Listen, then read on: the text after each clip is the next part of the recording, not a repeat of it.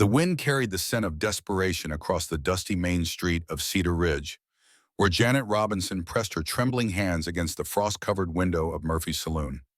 Inside, warmth and laughter spilled from oil lamps while she stood in the bitter December cold, her worn shawl doing little to shield her from the mountain air that cut through her threadbare dress like a blade. Her breath fogged the glass as she watched well-fed patrons feast on thick steaks and golden biscuits, their faces flushed with whiskey and contentment. She had not eaten in 3 days. The irony was not lost on her that 6 months ago, she had been one of those people inside, dining on fine china with silver cutlery, her silk gowns rustling as she moved through parlors filled with crystal chandeliers and imported furniture.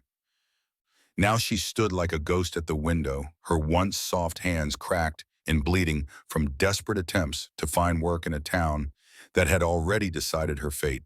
The banker's daughter, fallen from grace, was nobody's responsibility. Her stomach cramped violently, doubling her over against the wooden post that supported the saloon's covered walkway. The pain was becoming constant now, a gnawing emptiness that made her dizzy and weak. She pressed her forehead against the cold wood, fighting back tears that would only freeze on her cheeks. Pride had sustained her through the first weeks after her father's death and the revelation of his debts. But pride could not fill an empty belly or provide shelter when the boarding house owner had finally lost patience with her promises of payment. Through the window, she watched a cowboy at a corner table push away a plate still half full of roasted beef and potatoes. The waste of it made her throat constrict with longing. Dennis Phillips, she had heard someone call him earlier. He was new to Cedar Ridge, a cattle driver who had arrived with the last herd before winter set in, his weathered face and quiet demeanor marking him as a man more comfortable with open range than crowded rooms. He sat alone, as he had every night for the past week, nursing a single whiskey while others around him grew loud and boisterous. Janet's fingers traced the outline of her father's pocket watch through the fabric of her dress, the last valuable thing she owned. She had been saving it, telling herself there might be another way, but the hollow ache in her chest was becoming unbearable. The watch would buy her perhaps a week of meals, maybe 2, if she was careful. But then what? Winter was settling in with the promise of months of cold and snow, and there were no positions for a woman of her background in a frontier town where survival demanded skills she had never been taught. Before we see how this ends, tell us where you're watching from and hype this video in the comments. She pushed herself away from the window and walked slowly toward the saloon's entrance, each step requiring an effort of will that seemed to drain what little strength remained in her body. The bat-wing doors swung open to release a wave of warm air thick with the tobacco smoke and the rich smell of cooking meat. Conversations quieted as she stepped inside, her presence drawing stares from men who recognized her story if not her face. The fallen banker's daughter, reduced to begging.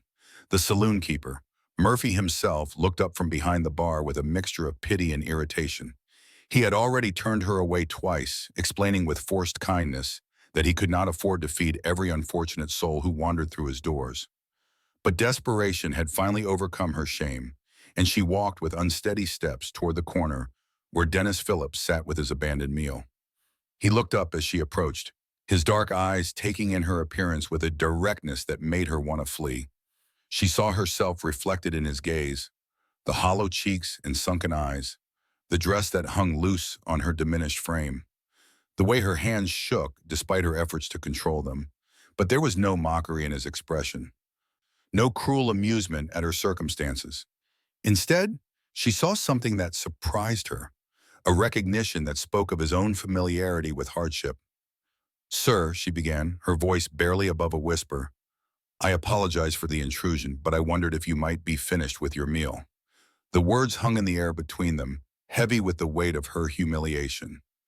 Around them, the saloon had grown quiet, patrons straining to hear this unexpected drama unfold.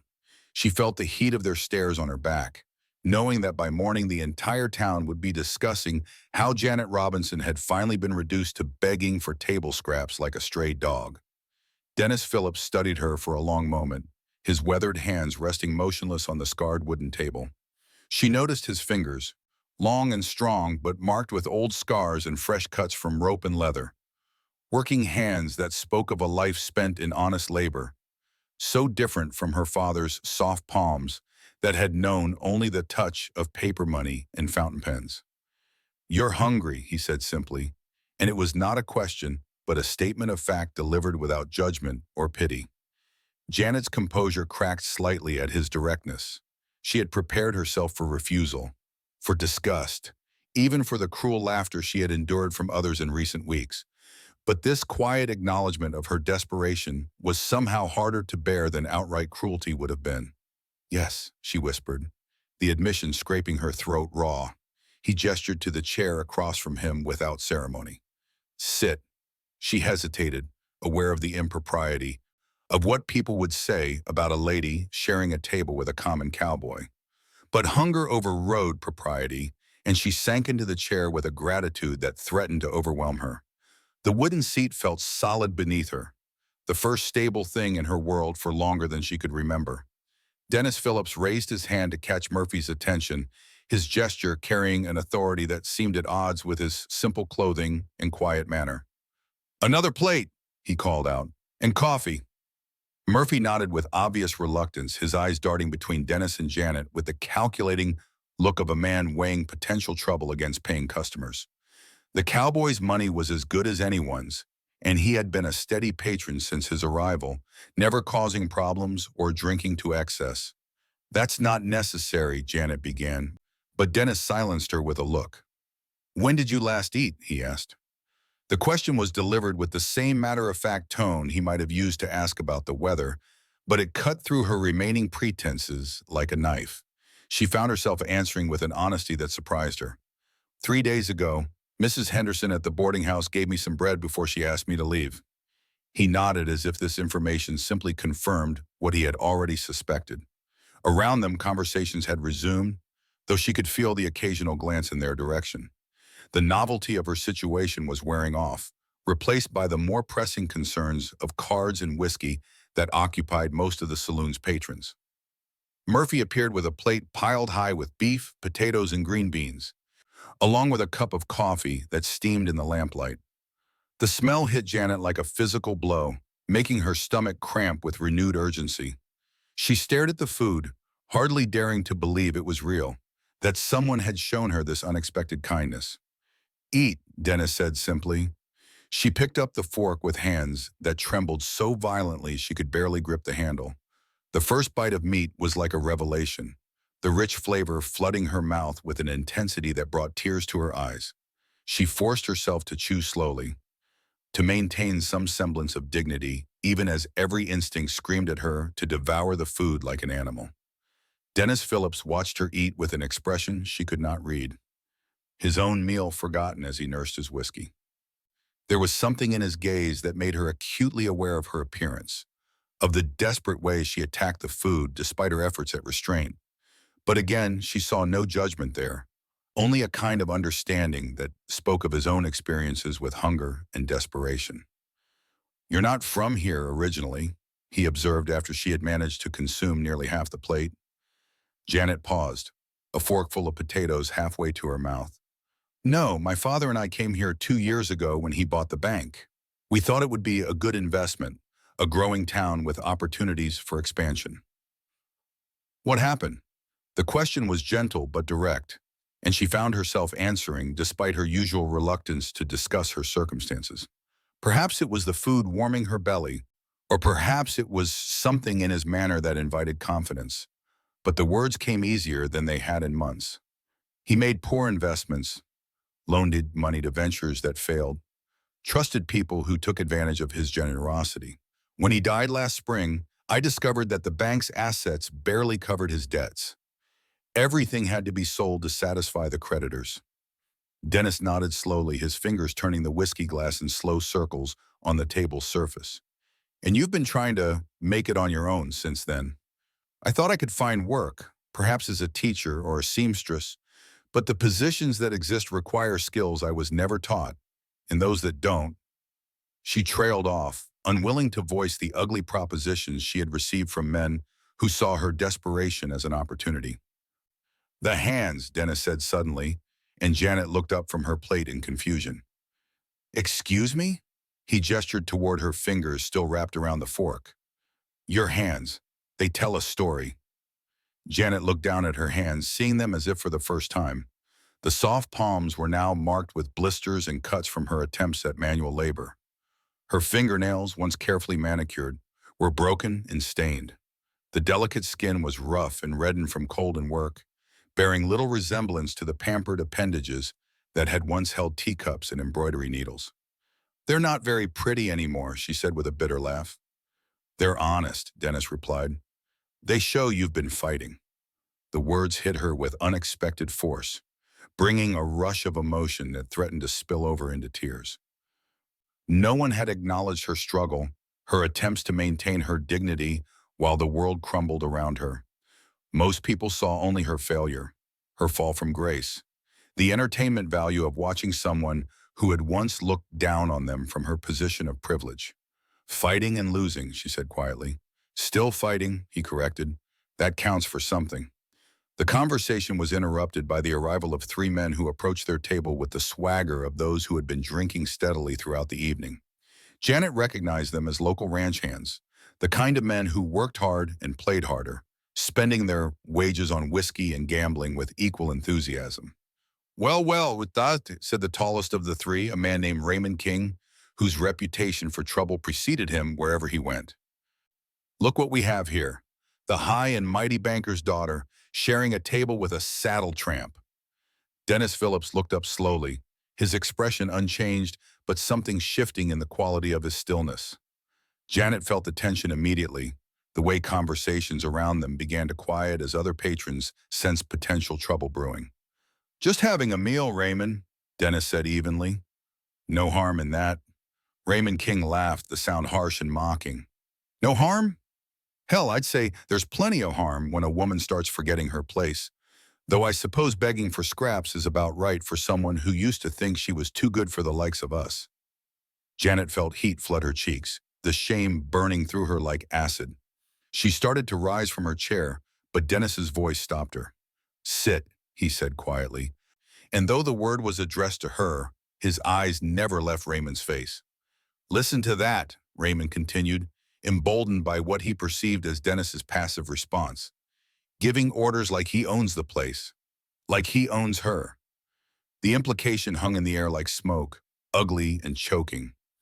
Janet saw the way other patrons were watching now, some with disgust, others with the eager anticipation of men who enjoyed watching others' misfortune. She realized that her association with Dennis, however innocent, would be twisted into something sordid by morning. That's enough, Dennis said, his voice still quiet but carrying a new edge that made Raymond take a half step backward. Or what? Raymond challenged, though his bravado seemed forced now. You'll do something about it? You're outnumbered, Cowboy, and this ain't your town. Dennis Phillips rose from his chair with a fluid motion that spoke of countless hours in the saddle, his tall frame unfolding with deceptive ease. He was not as large as Raymond, but there was something in his bearing that commanded attention, a quiet confidence that came from facing down charging cattle and unpredictable horses. It's not about the town, Dennis said simply. It's about treating people with respect. Respect? Raymond laughed again, but the sound was strained now. For her? She's nothing but a beggar now, no better than the rest of us she used to look down on. Janet flinched at the words, knowing there was truth in them that cut deeper than any lie could have. She had looked down on people like Raymond, had dismissed them as beneath her notice when she lived in her father's house with servants to attend her needs. Now she was learning the bitter lesson of how quickly circumstances could change, how thin the line was between respectability and desperation. She's a woman who's had some hard luck, Dennis replied, same as anyone might. Hard luck? One of Raymond's companions, a man named Robert Allen, spoke up for the first time. Her daddy stole from half the people in this town with his fancy schemes and promises. Money that working folks saved up, gone because he thought he was smarter than everyone else. The accusation hit Janet like a physical blow, not because it was entirely false, but because it contained enough truth to make her stomach turn. Her father had been careless with other people's money, overconfident in his ability to turn investments into profit. The fact that his intentions had been good did not change the reality that families had lost their savings when his ventures failed. That wasn't her doing, Dennis said. No, but she sure enjoyed the benefits while it lasted, Robert continued, living high while the rest of us scraped by. And now she expects sympathy? Janet found her voice at last, though it came out smaller than she intended. I never expected anything. I only asked for food I was willing to pay for. Pay for? Raymond's laugh was cruel now. With what? That fancy watch you keep fingering? How many meals do you think that'll buy you before you're right back where you started? The observation was too accurate, too cutting in its assessment of her situation. Janet's hand moved instinctively to the watch, her father's last gift, the final connection to the life she had lost. The gesture confirmed Raymond's guess and brought fresh laughter from his companions. Maybe she's got other ways of paying, suggested the third man, Frank Nguyen, his meaning unmistakable. The words hung in the air like a curse, and Janet felt something inside her break. All the dignity she had tried to maintain, all the effort to preserve some semblance of her former self, crumbled under the weight of that suggestion. She was no longer a lady fallen on hard times, but something else entirely in their eyes, something to be mocked and propositioned and dismissed. Dennis Phillips moved so quickly that Janet barely saw the motion. One moment he was standing beside his chair. The next he had Frank pressed against the wall, his forearm across the man's throat with just enough pressure to make breathing difficult. Apologize, Dennis said, his voice carrying a deadly quiet that silenced the entire saloon. Frank's eyes bulged as he struggled against the pressure, his hand clawing at Dennis's arm. Can't breathe. Then talk fast, Dennis replied. I'm sorry, Frank gasped. Didn't mean nothing by it. Dennis held him for another moment before releasing his grip, letting Frank slide down the wall to catch his balance. The cowboy turned to face Raymond and Robert, his expression unchanged, but his posture suggesting he was prepared for whatever came next. Anyone else have something to say about the lady? He asked conversationally. Raymond's hand moved toward the gun at his hip, a gesture that did not go unnoticed by Dennis or the other patrons who had begun to edge away from the potential conflict. But before he could draw, Murphy's voice cut through the tension. That's enough, the saloon keeper barked, emerging from behind the bar with a shotgun cradled in his arms. I won't have gunplay in my establishment. Raymond, you and your boys find somewhere else to drink tonight. Raymond's face flushed with anger and embarrassment, but he was not fool enough to argue with Murphy's shotgun. This ain't over, cowboy, he said to Dennis. It is unless you make it otherwise, Dennis replied calmly. The three men filed out of the saloon with as much dignity as they could muster, leaving behind a buzz of conversation and speculation. Janet sat frozen in her chair, overwhelmed by what had just transpired. No one had defended her honor in months, not since her father's death had stripped away her social protection along with her financial security. Dennis returned to his seat as if nothing had happened, though Janet noticed his eyes continued to scan the room, alert for any sign of renewed trouble. The other patrons gradually returned to their conversations, though she could feel their glances and knew the story would spread through Cedar Ridge like wildfire. You shouldn't have done that, she said quietly. Why not? Because now you've made enemies for my sake, and I'm not worth the trouble it will cause you. Dennis studied her face in the lamplight, seeing the defeat that went deeper than hunger or cold. That's not your decision to make, isn't it? I know what I've become, what people see when they look at me. A fallen woman, a burden, someone whose best days are behind her. What I see, Dennis said carefully, is someone who's been knocked down but keeps getting back up. Someone who's hungry but still has enough pride to ask politely instead of just taking what she needs. Janet felt tears threatening again, but this time they came from a different source than despair. You don't know me. You don't know what kind of person I was before all this happened. Maybe not, but I know what kind of person you are now, and that's what matters. The simple statement carried a weight that took her breath away. For months, she had been defined by her past, by her father's failures and her own fall from grace. Everyone in Cedar Ridge knew her story, knew what she had been and what she had lost. But this stranger saw only who she was in this moment, sitting across from him in a frontier saloon, and found something worth defending. The evening was growing late, and the saloon's crowd was beginning to thin as men headed home to wives and beds, or to other establishments where the entertainment ran to cards and women of negotiable virtue. Janet had finished her meal, the first satisfying food she had eaten in days, and felt strength returning to her body along with a clarity of thought that hunger had clouded. "I should go," she said, though the prospect of returning to the cold night filled her with dread. She had been sleeping in an abandoned shed behind the general store, a shelter that provided little protection from the elements, but was better than the open street. "Where?" Dennis asked. The question was simple, but it laid bare the reality of her situation with uncomfortable precision. She had nowhere to go, no warm bed waiting, no roof that she could claim as her own. The admission stuck in her throat, another piece of pride that circumstances had stripped away. "I have a place," she said vaguely. Dennis's expression suggested he saw through the evasion, but he did not press the point. Instead, he reached into his pocket and placed several coins on the table, enough to cover both meals and a generous tip for Murphy. "Walk with me," he said, rising from his chair. Janet hesitated, knowing that being seen leaving the saloon with him would add fuel to the gossip that was already spreading through town. But the alternative was facing the cold night alone, and she found herself lacking the strength for that particular battle. They stepped out into the December air together, their breath forming clouds in the lamplight that spilled from the saloon's windows. The main street of Cedar Ridge was largely deserted, most honest folk having retired for the evening, leaving the night to those whose business was conducted in darkness. Dennis walked beside her in comfortable silence, his longer stride adjusted to match her pace. She was acutely aware of his presence, of the solid strength he represented in a world that had become uncertain and dangerous.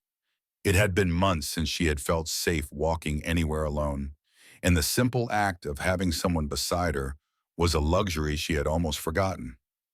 "The shed behind Morrison's store," she said suddenly, the words coming out before she could stop them. Dennis nodded as if he had already suspected as much. "Cold place to spend the winter. It's better than the street." That's not saying much. They had reached the corner where their paths would diverge. His toward the boarding house where he had taken a room, hers toward the alley that led to her makeshift shelter. The moment stretched between them, filled with unspoken questions and possibilities that neither seemed ready to voice. "Thank you," Janet said finally, "for the meal, for what you did in there. I know it will cause you trouble, and I'm sorry for that." "Don't be sorry for other people's ignorance," Dennis replied, "and don't thank me for doing what any decent person should do. Decent people have been in short supply lately." Dennis studied her face in the moonlight, seeing the exhaustion that went beyond physical fatigue. "It's been a hard road for you." "It's been a road I never expected to travel," she admitted. 6 months ago, I thought I knew what my life would be. I had plans, expectations, a future that seemed certain. Now I don't know what tomorrow will bring, or if I'm strong enough to face it." "You're stronger than you think," Dennis said with quiet conviction. "Stronger than most people would be in your situation." "How can you know that? You've known me for all of 2 hours." "Sometimes 2 hours is enough to see what matters." The words hung between them, heavy with implication. Janet felt something shift in her chest, a warmth that had nothing to do with the food she had eaten or the temporary shelter from the cold. It was the feeling of being seen, truly seen, by someone who looked at her without judgment or pity. "I should let you get some rest," Dennis said, though he made no move to leave. "Yes," she agreed, though the prospect of returning to her cold shelter felt more daunting than ever after the warmth of human companionship. They stood there for another moment, two people brought together by chance and circumstance, each recognizing something in the other that spoke to needs neither had fully acknowledged. Then Dennis touched the brim of his hat in a gesture that was both formal and intimate, an acknowledgement of something that had passed between them. "Good night, Janet Robinson," he said. "Good night, Dennis Phillips." She watched him walk away, his tall figure disappearing into the shadows that gathered between the buildings. Only when he was gone did she turn toward the alley that led to her temporary refuge, her mind churning with thoughts and emotions she was not ready to examine too closely. The shed was as cold and unwelcoming as ever, but as Janet wrapped herself in the thin blanket she had salvaged from her former life, she found herself thinking not of the discomfort or the uncertainty of tomorrow, but of the moment when Dennis Phillips had risen to defend her honor. No one had done such a thing since her father's death, and the memory of it warmed her more than any fire could have. But warmth could not change the reality of her situation. And as she lay in the darkness listening to the wind rattle the shed's loose boards, Janet knew that the morning would bring the same challenges she had faced every day for months. The food Dennis had bought her would sustain her body for a day, perhaps two, but it could not solve the larger problem of survival in a world that had no place for a woman without family, money, or marketable skills. The confrontation with Raymond King and his companions had also introduced a new element of danger into her already precarious existence. Men like Raymond did not forget slights easily, and she knew that Dennis's protection had been a temporary reprieve rather than a permanent solution. Tomorrow, she would again be alone and vulnerable, dependent on the charity of strangers and the mercy of a community that had already decided she was more burden than neighbor. Yet as she drifted towards sleep, Janet found herself returning again and again to the look in Dennis Phillips's eyes when he had said her hands were honest, that they showed she had been fighting. For the first time in months, someone had seen her struggle not as weakness or failure, but as evidence of strength and determination. The recognition had been like water to someone dying of thirst, and she clung to it as she faced the prospect of another uncertain day. Outside the shed, the wind picked up, carrying with it the scent of snow and the promise of a harsh winter ahead. But inside her makeshift shelter, Janet Robinson held close the memory of unexpected kindness and the knowledge that somewhere in this unforgiving town, there was at least one person who saw her as more than a cautionary tale or an object of pity. The sound of footsteps in the alley outside brought her instantly alert, her heart racing as she strained to listen through the thin walls of the shed. Heavy boots crunched on the frozen ground, moving with the deliberate pace of someone who knew exactly where they were going. Janet held her breath, praying that whoever was out there would pass by without discovering her hiding place. But the footsteps stopped directly outside the shed door, and a voice she recognized with growing dread called out through the darkness. "We know you're in there, princess. Time to come out and have a little chat about your cowboy friend." Raymond King's voice carried the particular cruelty of a man who had been drinking steadily since his humiliation at the saloon. Each word slurred just enough to reveal his state while maintaining the sharp edge of menace that had made him feared throughout Cedar Ridge. Janet pressed herself against the far wall of the shed, her heart hammering so violently she was certain they could hear it through the thin wooden boards that separated her from the three men who had come seeking their revenge. "Come on now, princess," Raymond continued, his boots scraping against the frozen ground as he circled the small structure like a predator testing the boundaries of a trap. "We just want to talk about your arrangement with that drifter. Seems to me a woman in your position might be willing to make similar arrangements with other generous gentlemen." The implication hit Janet like a physical blow, confirming her worst fears about how the evening's events would be interpreted by men like Raymond. In defending her honor, Dennis Phillips had inadvertently marked her as something else entirely in their eyes, transforming her from a pitiable figure into prey worth pursuing. She clutched her father's watch through the fabric of her dress, the familiar weight offering little comfort against the terror that was making her limbs shake. "Maybe she's sleeping," suggested Frank Nguyen, his voice carrying a mocking concern that made Janet's skin crawl. Poor thing must be tired after earning her supper the hard way. Their laughter was harsh and ugly in the cold night air, the sound echoing off the buildings that surrounded the narrow alley. Janet realized with growing horror that even if someone heard the commotion, they would likely assume it was just drunken cowboys causing trouble and avoid getting involved. The decent people of Cedar Ridge were safely locked behind their doors, leaving the night to those who conducted their business in shadows and silence. "I know you can hear us in there," Robert Allen called out, his tone carrying less malice than his companions, but no less determination. "Your cowboy friend isn't here to protect you now, and we've got all night to wait you out." Janet closed her eyes and tried to think through her panic, to find some way out of the trap that was closing around her. The shed had only one door, and the three men were positioned to block any escape attempt. The walls were too flimsy to provide real protection if they decided to force their way inside, and she had no weapon beyond her fingernails and what little strength remained in her undernourished body. The sound of splintering wood made her gasp as Raymond's boot connected with the door, testing its strength. The impact sent vibrations through the entire structure, and Janet knew it would not withstand much more abuse. She pressed her hands over her mouth to muffle any sound, knowing that her silence was the only thing maintaining the thin pretense that the shed might be empty. Doors not much stronger than paper, Raymond observed with satisfaction. One good kick ought to do it. Wait, Frank said suddenly, and Janet heard footsteps approaching from the mouth of the alley. Someone's coming.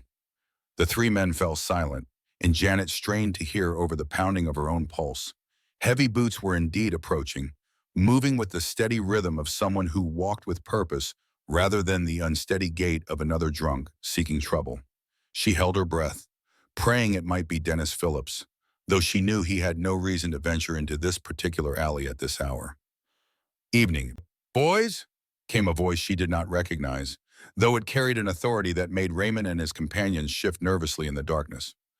Evening, Sheriff, Raymond replied, his tone attempting casualness while failing to hide his irritation at the interruption. Sheriff. The word sent a surge of hope through Janet's chest, though she remained motionless against the wall. Michael Howard had been elected to keep the peace in Cedar Ridge, though his reputation suggested he was more concerned with maintaining order than protecting the vulnerable. Still, his presence might be enough to send Raymond and his friends looking for easier prey. Little late to be wandering around back alleys, isn't it? Sheriff Howard observed, his voice carrying the weariness of a man who had dealt with too many similar situations. Just having a conversation with a friend, Raymond said, gesturing toward the shed with forced nonchalance. That's so? And this friend of yours? They invited you to come calling at this hour? The question hung in the air, heavy with implication. Janet could hear the subtle shift in the men's positions, the way they were calculating their options in the face of unexpected authority. She knew that Sheriff Howard's intervention was her only chance, but she also knew that revealing herself would confirm the ugly assumptions Raymond had been making about her circumstances. Well, Raymond began, his voice taking on the wheedling tone of a man trying to talk his way out of trouble.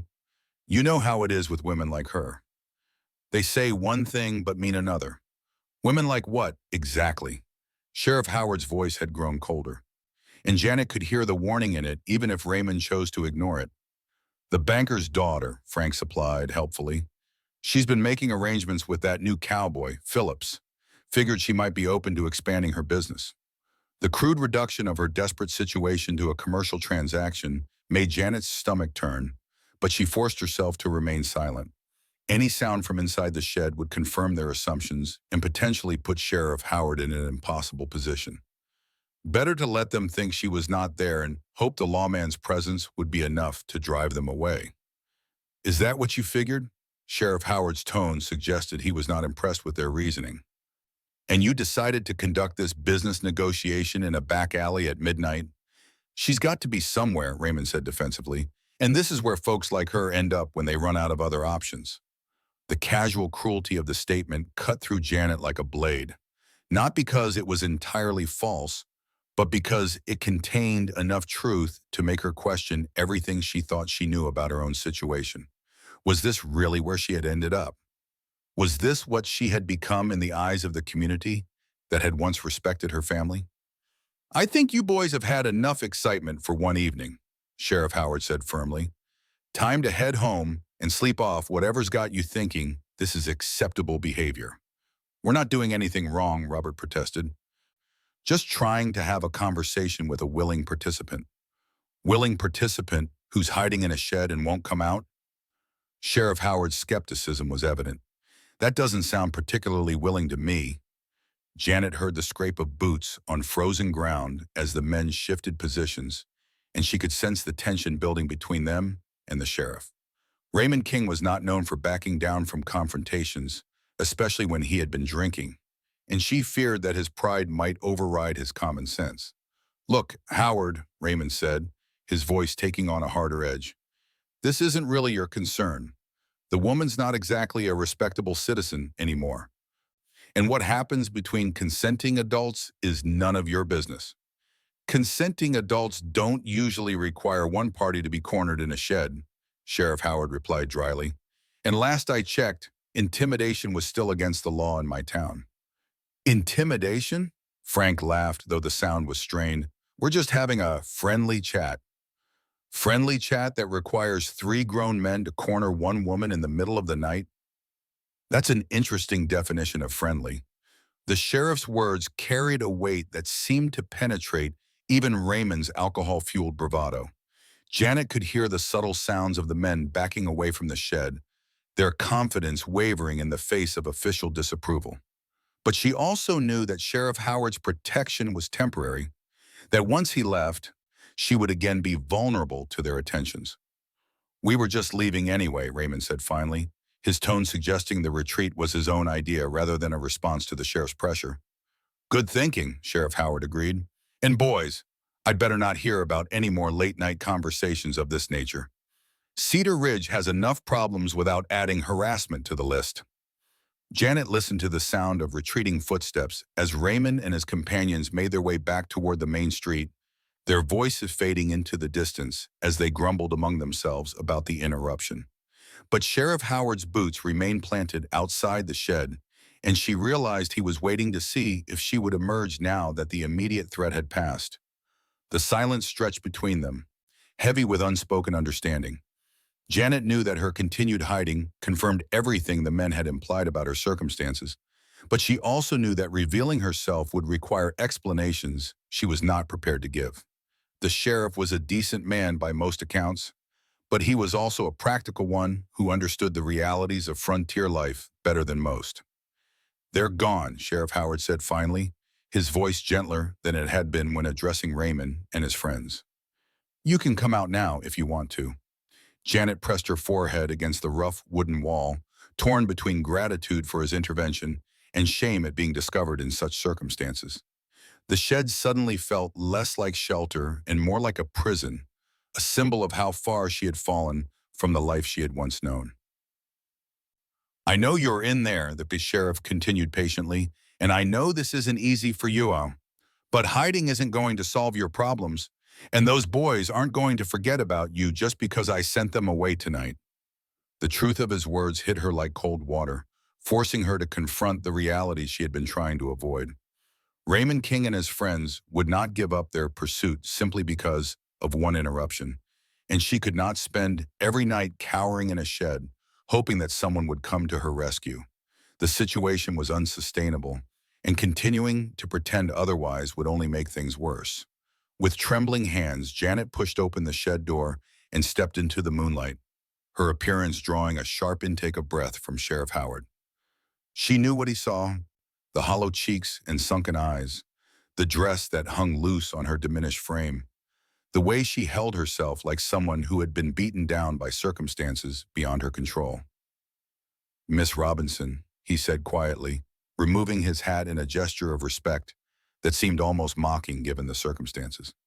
I'm sorry you had to deal with that. Thank you for intervening, Janet replied, her voice barely above a whisper. I don't know what would have happened if you hadn't come along.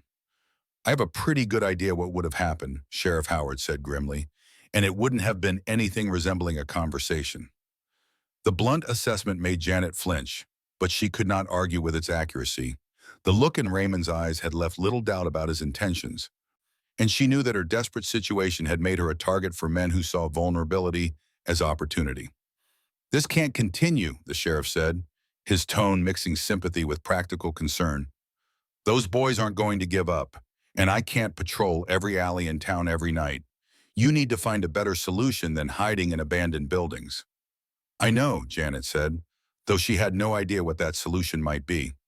I've been trying to find work, but there's nothing available for someone with my background.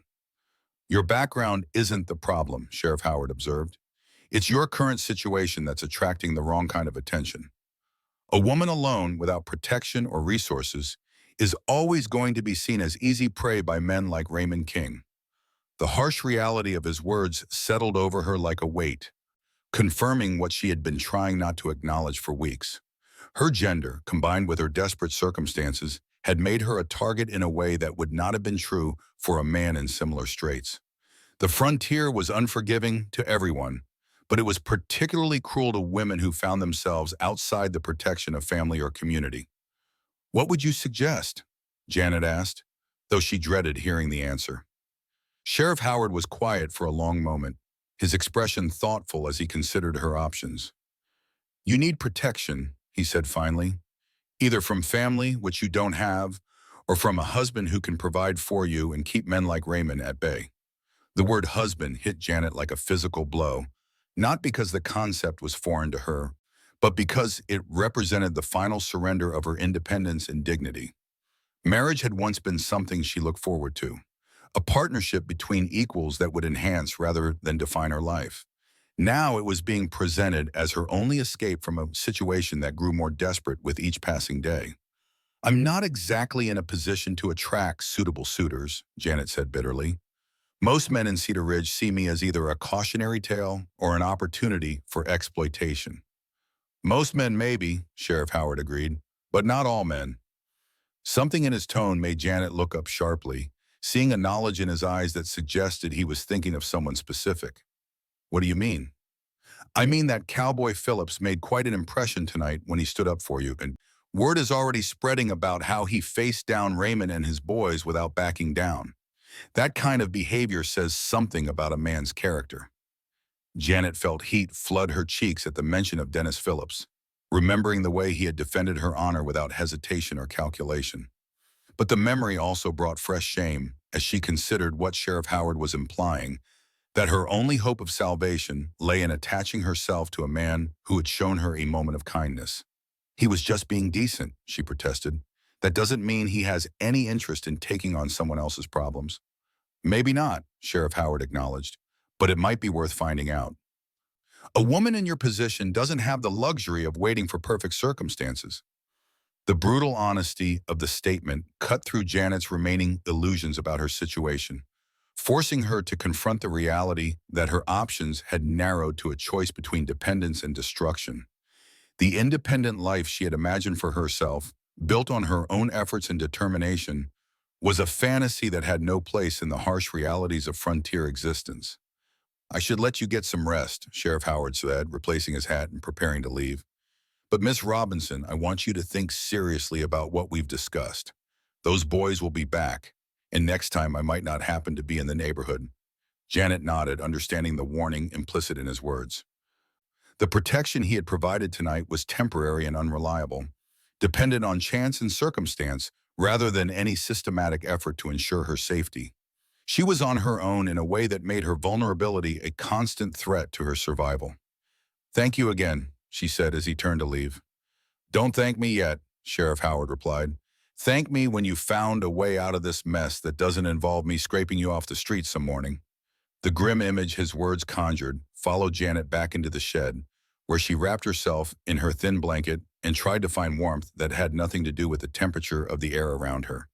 The confrontation with Raymond and his friends had stripped away the last of her pretenses about her situation, forcing her to acknowledge that she was no longer simply a woman down on her luck, but prey in a community where the strong devoured the weak without mercy or conscience. The sheriff's suggestion about Dennis Phillips echoed in her mind, bringing with it a mixture of hope and humiliation that made her stomach churn. The idea of approaching him with what amounted to a business proposition, trading her companionship for his protection, felt like the final degradation of everything she had once believed about herself and her worth as a person. Yet as she lay in the darkness listening to the wind rattle the loose boards of her shelter, Janet found herself thinking about the way Dennis had looked at her across the table in Murphy's saloon. There had been no calculation in his gaze, no assessment of what she might offer in exchange for his kindness. He had simply seen someone in need and responded with a generosity that asked for nothing in return. The memory of his words came back to her with startling clarity. "Your hands are honest. They show you've been fighting." No one else had seen her struggle as evidence of strength rather than failure, and the recognition had touched something deep inside her that months of hardship had not been able to destroy. Perhaps there was more to Dennis Phillips than she had initially understood, And perhaps his intervention on her behalf had been motivated by something deeper than simple decency. But even if that were true, the prospect of approaching him with her desperate circumstances felt like begging for more than food, asking for a salvation that would cost him far more than the price of a meal. What could she offer in return that would justify such a sacrifice? Her beauty had faded with hunger and hardship. Her social connections had evaporated with her father's debts, and her domestic skills were limited to the ornamental accomplishments of a woman who had expected to manage servants rather than perform manual labor. The sound of footsteps in the alley brought her instantly alert, her heart racing as she wondered if Raymond and his friends had returned despite Sheriff Howard's warning. But these footsteps were different, lighter and more cautious, moving with the careful pace of someone trying not to disturb the peace rather than someone seeking to cause trouble. "Miss Robinson?" The voice was female, young and uncertain, carrying a concern that made Janet's breath catch in her throat. She recognized the speaker as Julie Kim, the daughter of the man who ran the general store, a girl of perhaps 17 who had always treated Janet with the shy respect due to someone of higher social standing. That she had sought her out in this place, at this hour, suggested either desperation or extraordinary kindness. "I'm here," Janet called softly, pushing open the shed door to reveal Julie standing in the moonlight with a bundle clutched against her chest. "I brought you some things," Julie said quickly, as if afraid she might lose her courage before completing her mission. "Food and a blanket, and some clothes that might fit you better than what you're wearing."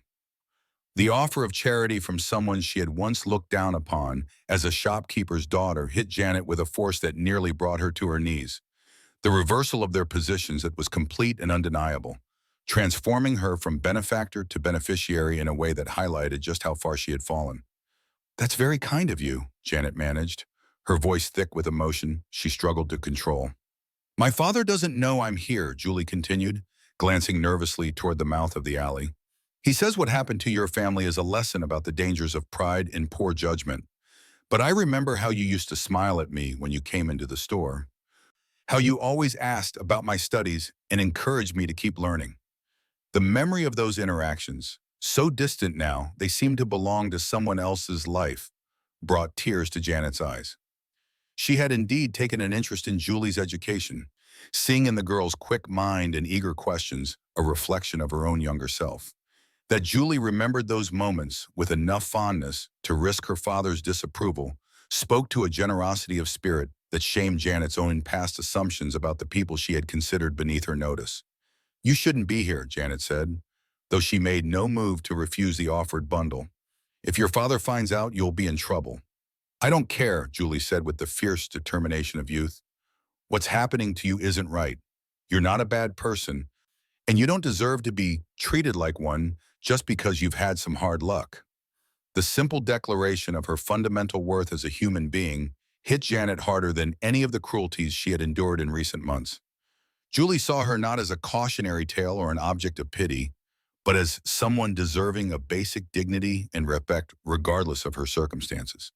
The recognition was like a lifeline thrown to someone drowning in shame and despair.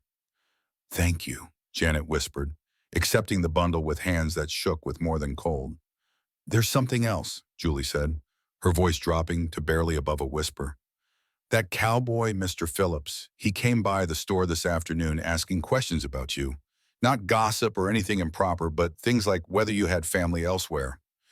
What kind of person your father was before the trouble started."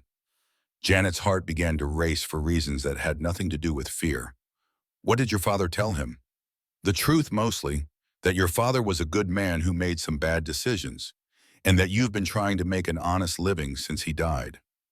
Mr. Phillips seemed satisfied with that, but then he asked something strange. "What?"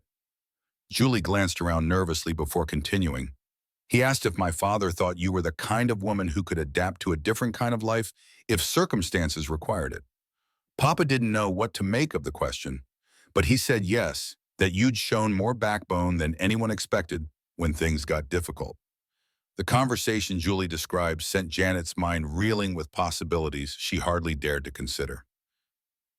Dennis Phillips had been making inquiries about her character and circumstances, asking questions that suggested he was contemplating something more significant than casual interest.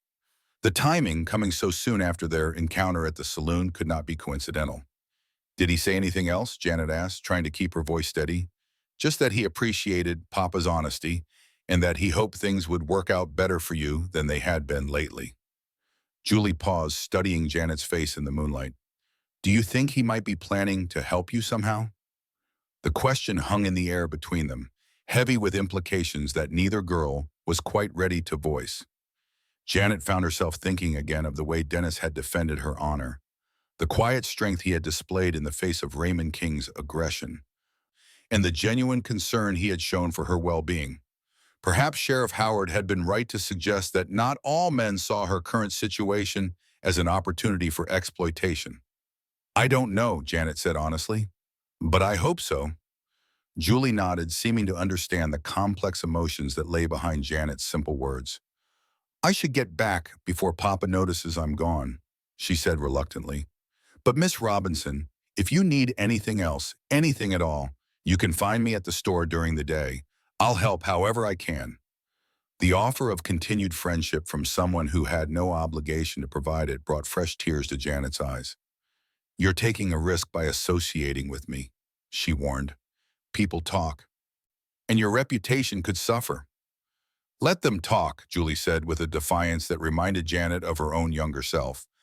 "I'd rather be known as someone who helps people than someone who turns away when help is needed." The courage of the statement, coming from a girl who had everything to lose and nothing to gain from such an association, humbled Janet in a way that months of hardship had not been able to accomplish. Julie was risking her own standing in the community to offer assistance to someone society had already written off, and her willingness to do so spoke to a strength of character that made Janet ashamed of her own past prejudices. "Thank you," Janet said again, the words carrying a weight of meaning that encompassed far more than gratitude for the physical items in the bundle. Julie smiled, the expression transforming her young face with a radiance that reminded Janet of her own lost innocence. "Things will get better," she said with the confidence of someone who had not yet learned that life could be irredeemably cruel. "I'm sure of it." After Julie disappeared into the shadows, Janet retreated into the shed and examined the contents of the bundle by moonlight. There was bread and cheese, still fresh from the store's inventory, along with a thick woolen blanket that would provide far better protection against the cold than her current threadbare covering. The clothes were simple but well made, a practical dress and undergarments that would fit her diminished frame far better than the silk gown she had been wearing since her eviction from the boarding house. As she changed into the clean clothes, Janet caught sight of herself in a piece of broken mirror that someone had abandoned in the corner of the shed. The reflection that stared back at her was almost unrecognizable, the hollow cheeks and sunken eyes of someone who had been pushed to the very edge of survival. But there was something else there too, a hardness in her gaze that had not been present during her days of comfort and security. The softness of her former life had been burned away by necessity, revealing a core of strength she had not known she possessed. The transformation was not entirely unwelcome. The woman in the mirror had survived things that would have destroyed the pampered banker's daughter she had once been. And while the cost had been enormous, the knowledge of her own resilience was a kind of wealth that could never be taken from her.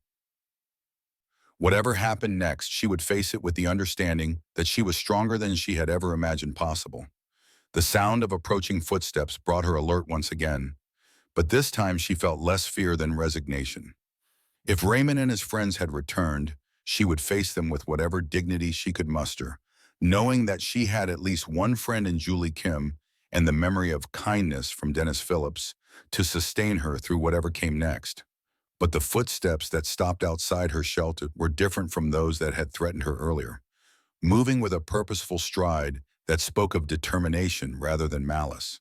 When the voice came through the darkness, it carried a familiar cadence that made her heart leap with unexpected hope. "Miss Robinson, it's Dennis Phillips. I'd like to speak with you if you're willing." Janet's hands flew to her hair, trying to smooth the tangled strands into some semblance of respectability before remembering that vanity was a luxury she could no longer afford. The clean dress Julie had brought her was an improvement over her previous appearance, but she was still a far cry from the well-groomed woman who had once graced Cedar Ridge's social gatherings. "I'm here," she called softly, pushing open the shed door to find Dennis standing in the moonlight with his hat in his hands, his expression serious but not unkind. "I heard there was some trouble earlier tonight," he said without preamble. "Sheriff Howard told me what happened with Raymond King and his friends." Janet felt heat flood her cheeks as she realized that her humiliation was now public knowledge, that the entire town would soon know she had been cornered like an animal in a back alley shed. "I'm sorry you were drawn into my problems," she said quietly. "You're not the one who should be apologizing," Dennis replied firmly. "What those men did was inexcusable, and it's going to get worse unless something changes." The blunt assessment of her situation was no different from what Sheriff Howard had told her, but hearing it from Dennis carried a different weight.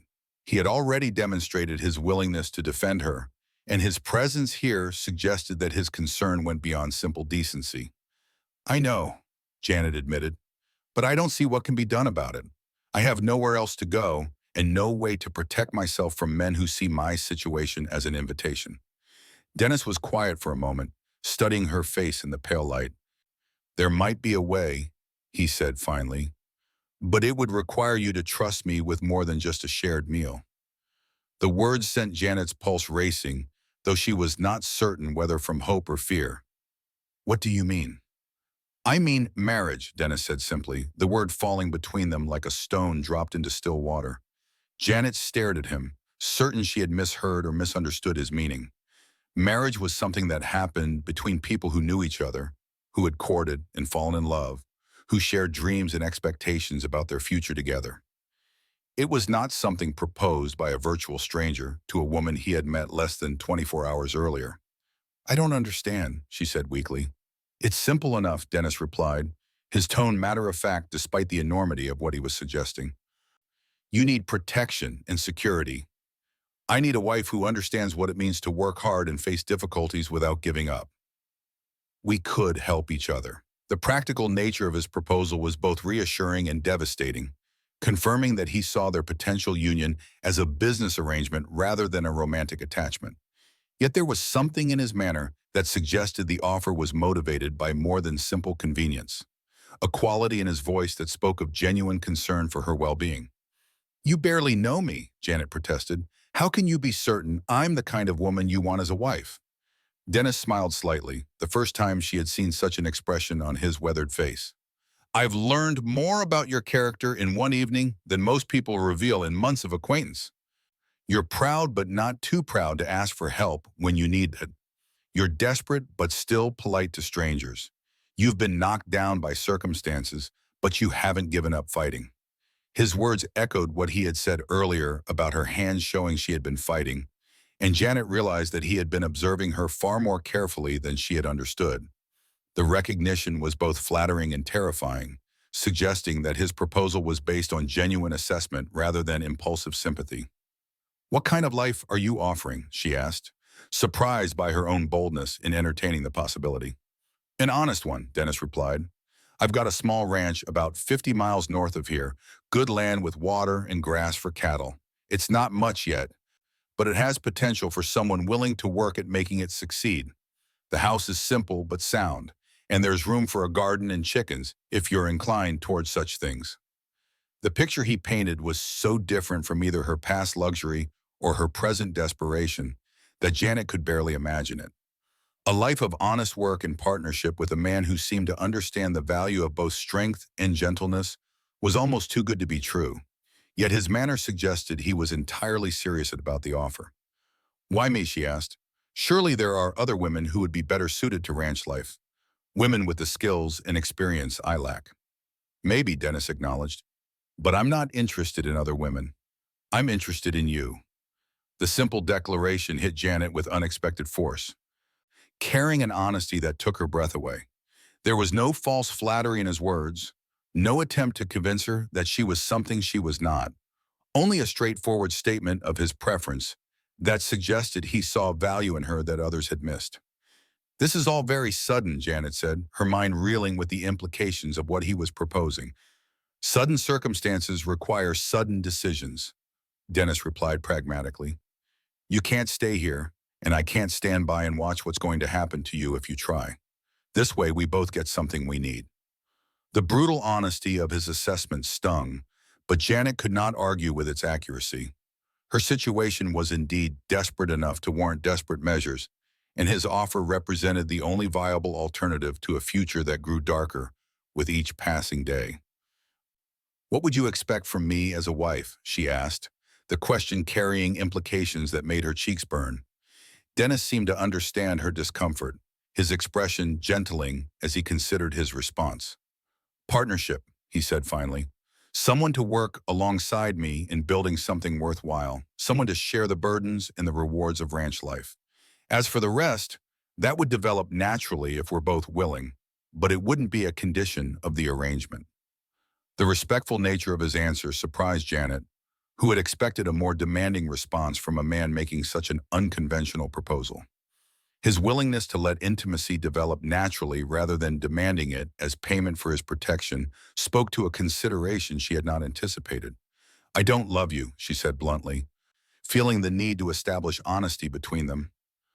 "I know," Dennis replied without apparent offense, "and I don't love you, at least not yet, but I respect you, and I think that's a better foundation for marriage than passion without understanding." The wisdom of his words resonated with Janet in a way that surprised her. Her parents' marriage had been based on mutual respect and shared values, growing into deep affection over years of partnership. Perhaps love was not the only valid basis for a successful union, particularly when circumstances made more conventional courtship impossible. "How long do I have to decide?" she asked. "Not long," Dennis admitted. "I'm planning to leave Cedar Ridge in 3 days, with or without a wife. The weather's going to get worse, and I need to get back to my ranch before the real snow starts." 3 days to decide the entire course of her future seemed impossibly brief, yet Janet knew that waiting longer would not make the decision any easier. Her circumstances were not going to improve through delay, and Dennis Phillips might represent her only chance at a life that offered both security and dignity. "If I agreed," she said carefully, "when would the ceremony take place?" "Tomorrow, if you're willing. I've already spoken to Reverend Thompson about the possibility, and he's agreed to perform the service whenever we're ready." The revelation that Dennis had already made preliminary arrangements for their wedding sent Janet's mind spinning with new implications. He had been planning this proposal before their conversation tonight, had been thinking seriously enough about the possibility to approach the town's minister. The knowledge was both flattering and overwhelming, suggesting that his interest in her was more than impulsive sympathy. "You've thought this through very carefully," she observed. "I've had to," Dennis replied. "A man in my position can't afford to make decisions based on emotion alone. I need a partner who can handle the realities of ranch life, and you've already proven you can survive things that would break most people." His assessment of her strength was gratifying, but it also highlighted the practical nature of his proposal. He was not offering her rescue from her circumstances so much as recruitment for a different kind of challenge, one that would require all the resilience she had developed during her months of hardship. "What if it doesn't work?" Janet asked. "What if we find we're unsuited to each other despite our best intentions?" Dennis considered the question seriously before responding. "Then we'll deal with that situation when it arises. But I think we're both practical enough to make it work if we're committed to trying." The confidence in his voice was reassuring, suggesting that he had given thought to the potential difficulties as well as the benefits of their arrangement. His willingness to acknowledge that success was not guaranteed while still believing it was possible spoke to a realistic optimism that appealed to Janet's own practical nature. "I need time to think," she said finally. "Of course," Dennis agreed, "but don't take too long. Every day you spend in this situation is another day those men have to cause you harm." The reminder of her vulnerability was unnecessary but effective, bringing her back to the immediate realities that made his proposal so compelling. Raymond King and his friends would not simply forget about her, and Sheriff Howard could not provide protection indefinitely. Dennis Phillips was offering her a way out that preserved her dignity while providing the security she desperately needed. "Where will you be staying until you leave?" Janet asked. "At the boarding house on Main Street. You can find me there if you decide you want to accept my offer." The same boarding house that had evicted her for non-payment of rent, Janet realized with bitter irony. The contrast between their situations could not have been more stark. Yet Dennis seemed unaware of the painful associations the location held for her. I'll give you my answer tomorrow, she promised. Dennis nodded and replaced his hat, preparing to leave her to her thoughts. Janet, he said, using her first name for the first time, whatever you decide, I want you to know that I meant what I said earlier. You're stronger than you realize, and you deserve better than what this town has given you. The words followed her back into the shed, where she wrapped herself in Julie's warm blanket and tried to process everything that had happened in the space of a few hours. The night had begun with the threat of violence and humiliation, but it was ending with an offer of marriage from a man who seemed to see her as more than a victim of circumstances. The proposal was unconventional, even shocking by the standards of polite society, but Janet was no longer part of polite society. She was a woman alone in a hostile world, and Dennis Phillips was offering her a chance to change that situation in a way that preserved her dignity while providing the protection she needed to survive. As she lay in the darkness, Janet found herself thinking not of the romantic dreams she had once harbored, but of the practical realities that now governed her life. Love might come later, or it might not, but respect and partnership were immediate possibilities that offered hope for a future she had thought was lost forever. The decision that awaited her in the morning would determine the entire course of her remaining years, and the weight of that responsibility was almost overwhelming. Yet for the first time in months, Janet Robinson fell asleep with something approaching hope warming her heart, knowing that tomorrow might bring not just another day of survival, but the beginning of an entirely new life. Outside the shed, the wind continued to howl through the streets of Cedar Ridge, carrying with it the promise of winter and the scent of snow that would soon transform the harsh landscape into something even more unforgiving.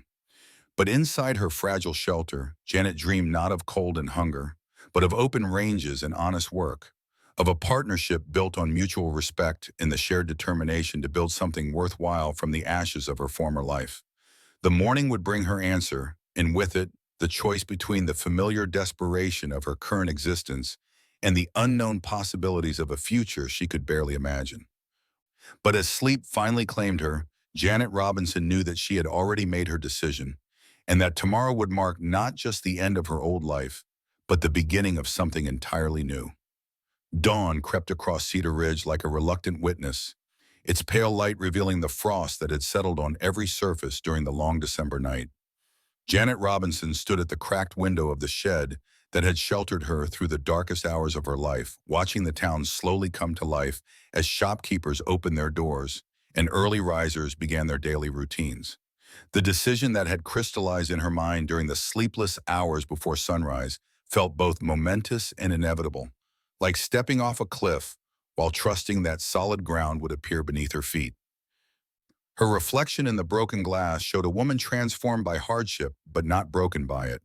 The hollow cheeks and sunken eyes remained testament to months of deprivation, but there was something new in her gaze that had not been there the night before. Purpose, perhaps, or simply the relief of having a path forward after so many weeks of desperate uncertainty. She touched the fabric of the clean dress Julie Kim had brought her, feeling its rough practicality against skin that had once known only silk and fine cotton. The transformation was complete in ways that went far deeper than clothing. The sound of footsteps on the frozen ground outside made her turn from the window, but these were not the threatening boots of Raymond King and his companions. Instead, she heard the lighter tread of someone approaching with caution rather than malice, and when Julie's voice called softly through the thin walls, Janet felt a rush of gratitude for this unexpected friendship that had sustained her through her darkest hour. "Miss Robinson? Are you awake?" Janet pushed open the shed door to find Julie standing in the morning light with another small bundle in her hands, her young face bright with the kind of optimism that seemed impossible in a world that had shown Janet so little mercy. The girl's presence was like a reminder that kindness still existed, that not everyone in Cedar Ridge had written her off as a cautionary tale or an object of scorn. "I brought you some breakfast," Julie said, offering the bundle with the same shy generosity she had shown the night before. "And I wanted to see how you were feeling after everything that happened." The simple concern in her voice nearly undid Janet's carefully maintained composure. That someone so young would risk her reputation and her father's displeasure to show kindness to a woman the town had abandoned spoke to a strength of character that humbled Janet in ways she was still learning to understand. "You're very kind," Janet said. accepting the food with hands that no longer trembled as they had the night before. But you shouldn't keep putting yourself at risk for my sake. Julie's expression grew more serious, her youthful features taking on a determination that reminded Janet of her own younger self. I've been thinking about what you said last night, about how people talk and how my reputation could suffer. But I realized something important while I was lying awake. What's that? I'd rather have a reputation for helping people who need it than for turning my back when help is needed most. If that makes me unsuitable in some people's eyes, then maybe those aren't the kind of people whose opinions matter. The wisdom in Julie's words struck Janet with unexpected force, highlighting the courage it took for someone so young to make such a choice. The girl was risking her standing in a community where reputation was everything, choosing compassion over social safety in a way that few adults would have been brave enough to attempt. That's a dangerous philosophy in a place like this, Janet warned, though she could not hide her admiration for Julie's conviction. Maybe, Julie agreed, but I think it's the right one. And besides, I have a feeling things are going to change for you soon. Something in Julie's tone suggested she knew more than she was saying, and Janet felt her pulse quicken with a mixture of hope and apprehension. What do you mean? Mr. Phillips stopped the store again this morning, very early, before most people were up and about. He bought supplies, enough for a long journey, and he asked my father about the best route north to the mountain passes. The information confirmed what Janet had already suspected, that Dennis was serious about leaving Cedar Ridge within days regardless of her decision. The knowledge added urgency to her situation while also providing a strange sense of relief. Whatever happened next, the uncertainty that had plagued her for months was finally coming to an end. Did he say anything else? Janet asked, trying to keep her voice casual despite the hammering of her heart. Julie nodded, her eyes bright with the kind of romantic excitement that only the young could maintain in the face of harsh realities. He asked my father if he thought a woman of refinement could adapt to ranch life if she had the right motivation. Papa said it would depend on the woman and the circumstances, but that he'd seen you handle more hardship than most people could bear. The conversation Julie described sent warmth flooding through Janet's chest, confirming that Dennis had been thinking seriously about their potential partnership. His questions suggested he was not making his proposal lightly, but was genuinely considering what their life together might entail and whether she possessed the strength to succeed in such an environment. There's something else, Julie continued, glancing around to make sure they were not overheard. Reverend Thompson was at the store when Mr. Phillips came in, and I heard them talking about arrangements for this afternoon. Janet's breath caught in her throat. This afternoon? A wedding ceremony, if I understood correctly. Mr. Phillips seemed quite determined about the timing, said he couldn't afford to wait any longer with winter coming on so fast. The reality of how quickly events were moving hit Janet like cold water, forcing her to confront the fact that her decision could not be delayed any longer. Dennis Phillips was preparing to leave Cedar Ridge with or without her, and if she intended to accept his proposal, she would need to act within hours rather than days. Miss Robinson, Julie said gently, are you going to marry him? The direct question hung in the air between them, demanding an honesty that Janet had been avoiding even in her own thoughts. But as she looked into Julie's earnest young face, she found herself speaking the truth that had been growing in her heart since Dennis had made his unexpected offer. Yes, she said simply, I think I am. Julie's face lit up with genuine joy, as if Janet's decision were a personal victory rather than simply another person's choice. I'm so glad. He seems like a good man, and you deserve someone who will treat you with kindness. The enthusiasm in Julie's voice was infectious, and Janet found herself smiling for the first time in weeks. He is a good man, I think, different from what I expected to find in a place like this, but good in ways that matter more than social polish or conventional charm. When will you tell him?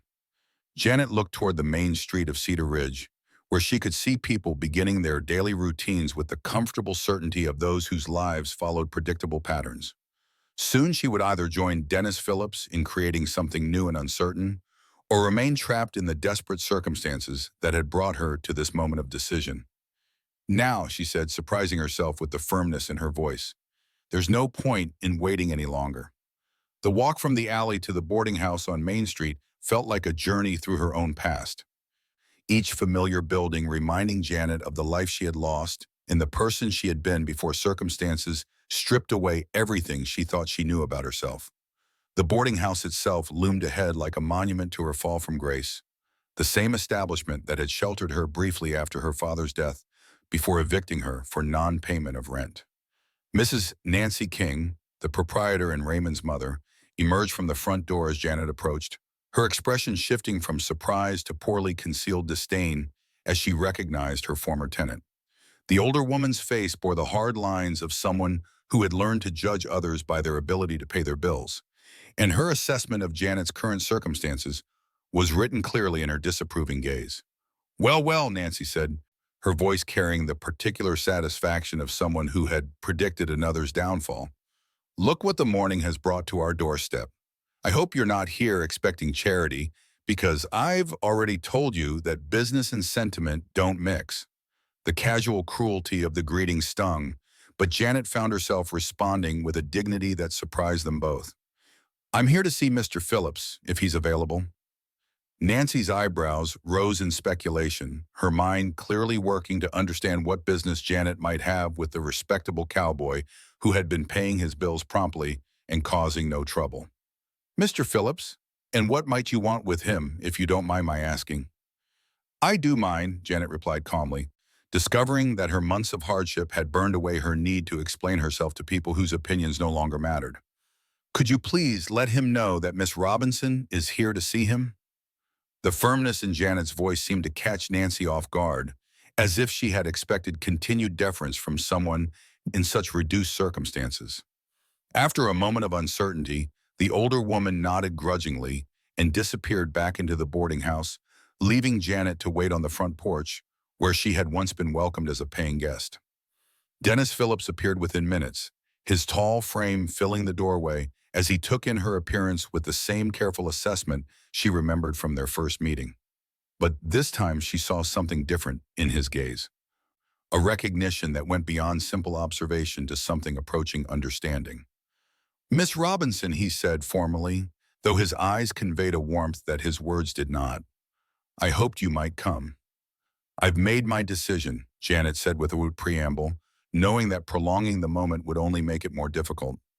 Dennis stepped out onto the porch and closed the door behind him, ensuring their conversation would not be overheard by Nancy King or any other curious residents. His expression remained carefully neutral, but Janet could see the tension in his shoulders that suggested her answer mattered more to him than his casual demeanor indicated. "And what have you decided?" The moment stretched between them, heavy with implications that would shape both their futures. Janet found herself thinking of all the reasons she should refuse his proposal, all the ways their arrangement could fail, all the unknowns that made such a decision seem like madness. But stronger than her fears was the memory of how he had defended her honor without hesitation, how he had seen strength in her when everyone else saw only failure. "Yes," she said simply, "I'll marry you." The relief that flooded Dennis's features was quickly replaced by something more complex, a mixture of satisfaction and determination that spoke to the seriousness with which he approached their arrangement. He nodded once as if her acceptance confirmed something he had already known, then stepped closer with the purposeful movement of a man ready to take action. "Reverend Thompson is expecting us at 2 o'clock, he said. "That gives us time to make the necessary arrangements and for you to prepare yourself however you see fit." The practical nature of his response was both reassuring and slightly disappointing, confirming that their union would be based on necessity rather than romance. Yet Janet found herself grateful for his straightforward approach, which eliminated the need for false sentiment or pretended emotions that neither of them felt. "What arrangements need to be made?" she asked. "Witnesses, primarily. The Reverend requires 2 people to sign the certificate, and I thought you might want to ask that young woman from the general store, Miss Kim. She seems to care about your welfare." The suggestion that Julie be included in their wedding ceremony touched Janet more deeply than she had expected. That Dennis had noticed and remembered Julie's kindness spoke to an attention to detail and concern for her feelings that went beyond mere practicality. "That's very thoughtful," Janet said. "And the other witness?" "I was planning to ask Sheriff Howard if that's acceptable to you. He's been fair in his dealings with both of us, and his presence might discourage any interference from those who disapprove of our arrangement. The wisdom of including the sheriff in their ceremony was immediately apparent to Janet, who knew that Raymond King and his friends would not be pleased by news of her marriage to the man who had humiliated them. Having the law's representative present would send a clear message about the legitimacy of their union and the protection it afforded her. That sounds perfect, she agreed. Dennis nodded and reached into his coat pocket, withdrawing a small wrapped package that he offered to her with the same matter-of-fact manner he had used to order her meal the night before. I thought you might need this. Janet unwrapped the package to reveal a simple gold wedding band. Nothing fancy or expensive, but solid and well-made in a way that spoke to Dennis's practical nature. The sight of it made their impending marriage suddenly real in a way that words had not, transforming their agreement from abstract possibility to concrete reality. It's beautiful, she said, and meant it. It belonged to my mother, Dennis explained. She would have wanted it to go to someone who understood what it meant to fight for what matters. The revelation that he was giving her a family heirloom added unexpected weight to their arrangement, suggesting that his proposal carried emotional significance beyond simple convenience. That he trusted her with something so personally meaningful spoke to a faith in their partnership that Janet found both humbling and inspiring. I'll treasure it, she promised, slipping the ring onto her finger where it fit, as if it had been made for her. There's one more thing we need to discuss, Dennis said, his ears foreno and announced, his expression growing more serious. The journey to my ranch will take us through some rough country, and we'll need to travel fast to beat the worst of the winter weather. It won't be comfortable, and there won't be opportunities to rest when you get tired. The warning was clearly meant to give her one final chance to reconsider, to understand fully what she was committing herself to beyond the simple ceremony that would make them husband and wife. Janet appreciated his honesty even as it reminded her of how little she knew about the life she was choosing. I understand, she said. I'm stronger than I look. Dennis smiled at that, the expression transforming his weathered features with a warmth that made Janet's heart skip in her chest. I know you are. That's why I asked you.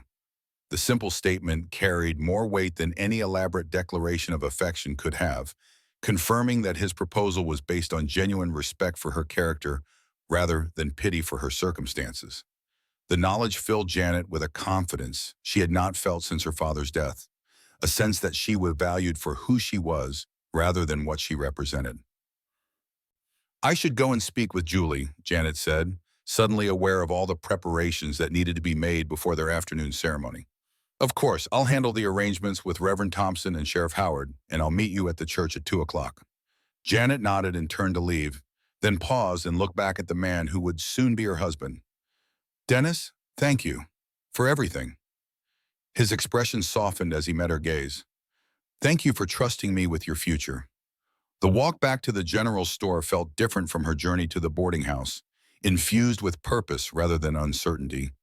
Janet found herself noticing details she had missed before, the way the morning light caught the frost on the windows, the sound of children's laughter from somewhere nearby, the scent of bread baking in one of the houses she passed. It was as if her decision to marry Dennis Phillips had awakened her senses after months of simply surviving from one day to the next. Julie Kim was sweeping the front steps of her father's store when Janet approached, and the girl's face lit up with excitement as she saw the gold band on Janet's finger. You said yes. Oh, Miss Robinson, I'm so happy for you. The genuine joy in Julie's voice was infectious, and Janet found herself laughing for the first time in longer than she could remember. I did say yes, and I was hoping you might be willing to serve as a witness at our ceremony this afternoon. Julie's eyes widened with delight. Really? You want me to be part of your wedding? I can't think of anyone I'd rather have there, Janet said honestly. You've been the only person in this town to show me Tombahelm kindness, and it would mean everything to me to have you present. The girl's eyes filled with tears of happiness, and she threw her arms around Janet in an impulsive embrace that nearly knocked them both off balance. Of course I'll be there. This is the most exciting thing that's ever happened in Cedar Ridge. The enthusiasm of Julie's response was exactly what Janet needed to quiet the last of her doubts about the wisdom of her decision.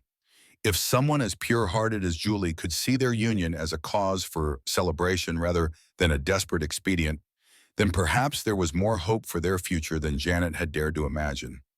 "There's one more thing," Janet said when Julie had released her from the embrace. "I'll need something appropriate to wear for the ceremony. This dress is clean and practical, but it's hardly suitable for a wedding." Julie's face grew thoughtful as she considered the problem. "I might have something that would work. My mother's wedding dress is still in our attic, and she was about your size before she started having children. It would need some alterations, but I'm handy with a needle." The offer to wear Julie's mother's wedding dress struck Janet as almost too generous to accept. Another kindness from a family that had already done more for her than she had any right to expect. But the alternative was being married in borrowed work clothes, and she found herself wanting to mark the occasion with at least some recognition of its significance. "Are you certain your parents wouldn't mind?" Janet asked. "Mama always said she hoped her dress would be worn again by someone who would appreciate its meaning," Julie replied. "I think she would be pleased to know it was helping you start a new life."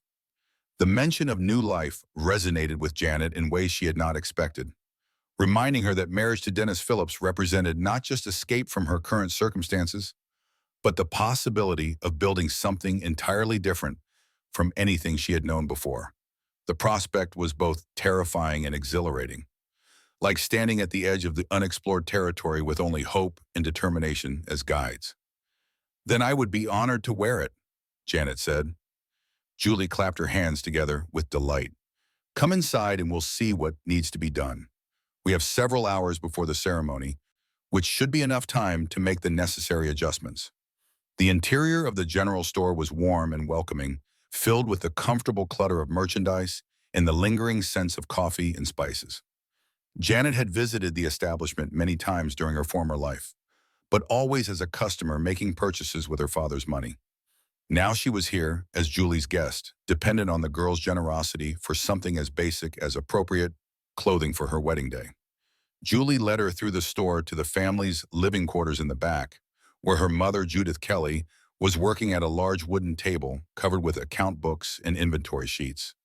The older woman looked up as they entered, her expression shifting from surprise to cautious welcome as she recognized Janet. "Miss Robinson," Judith said politely, "Julie told me about your difficulties. I'm sorry for what you've been going through."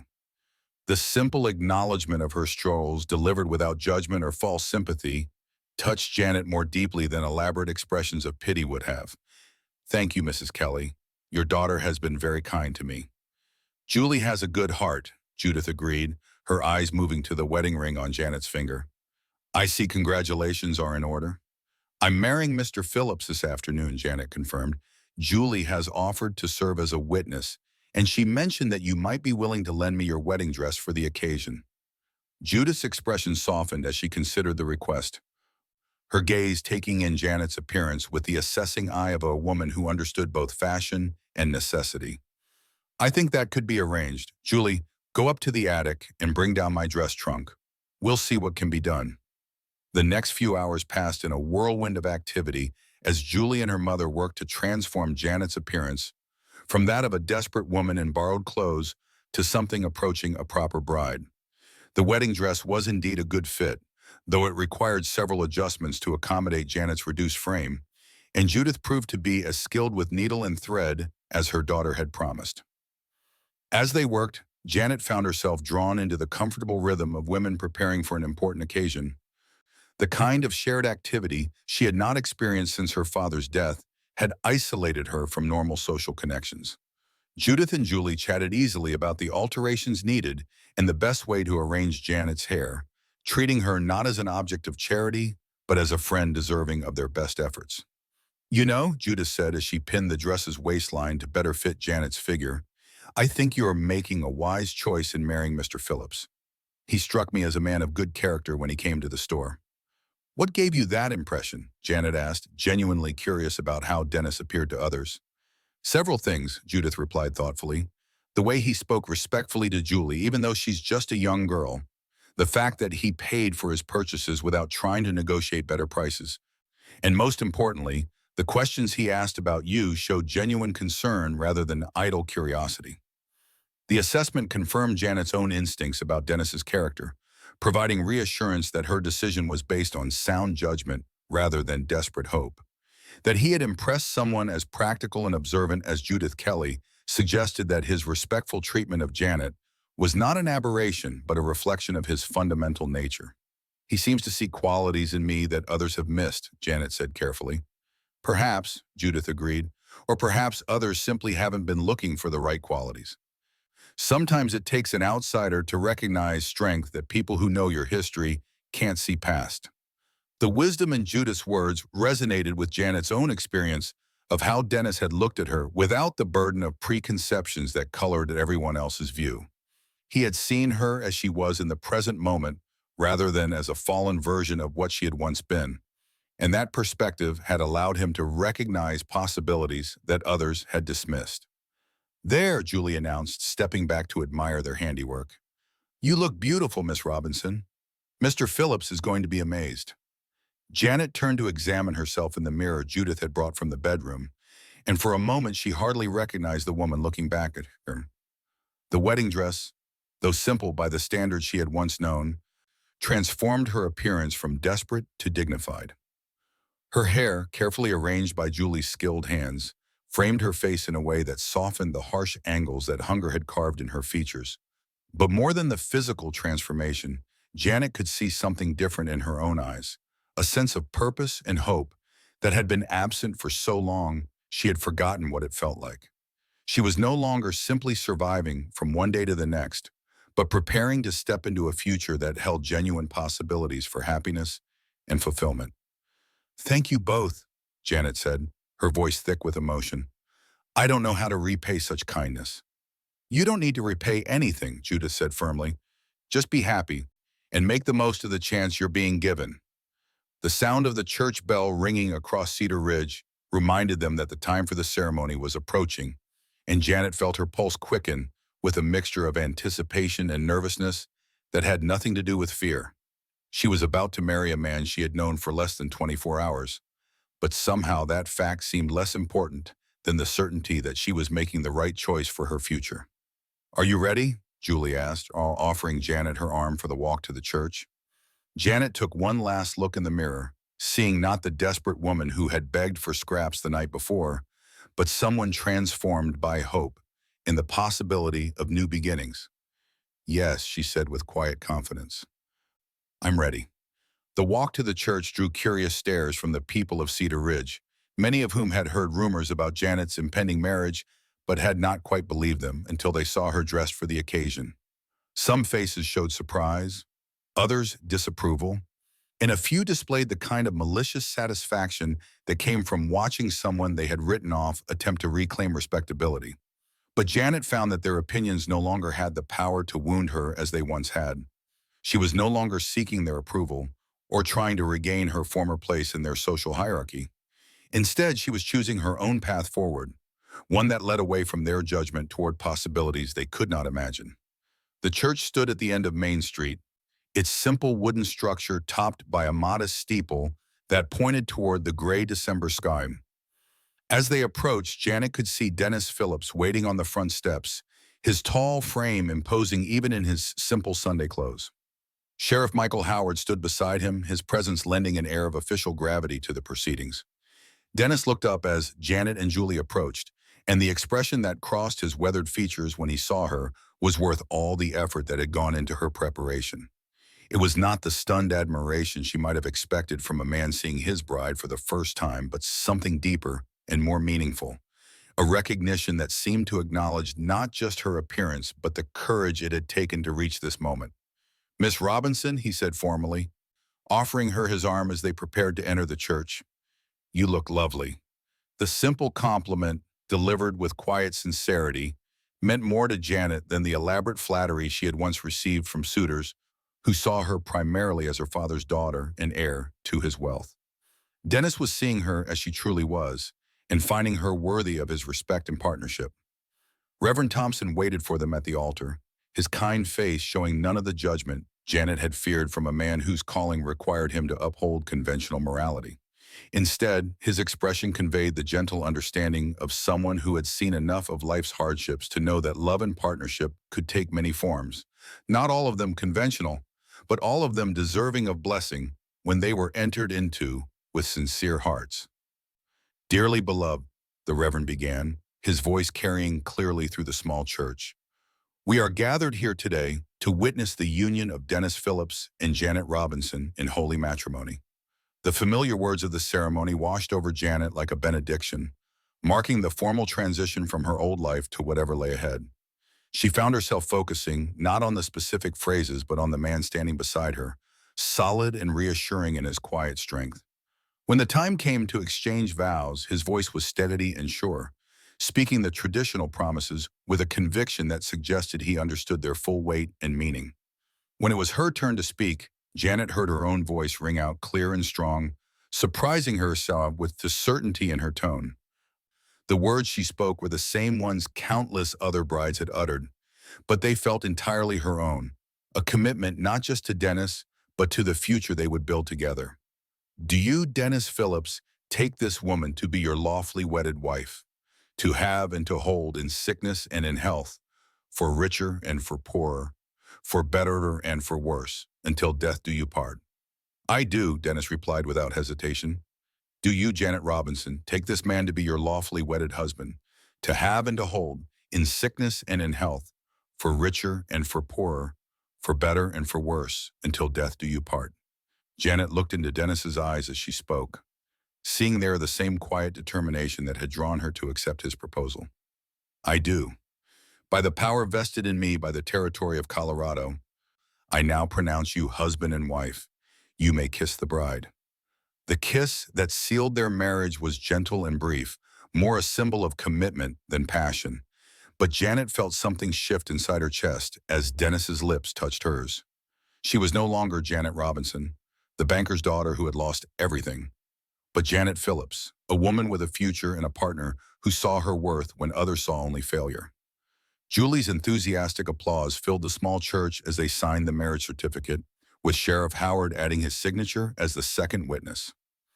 The legal formalities that made their union official seemed almost anticlimactic after the emotional weight of the ceremony itself, but Janet understood their importance in protecting the new life she was choosing. Congratulations, Mrs. Phillips, Sheriff Howard said as they prepared to leave the church. I hope you'll find happiness in your new life. The title struck Janet with unexpected force, reminding her that she was no longer the woman who had hidden in a shed the night before, but someone with a new identity and new possibilities. Mrs. Phillips.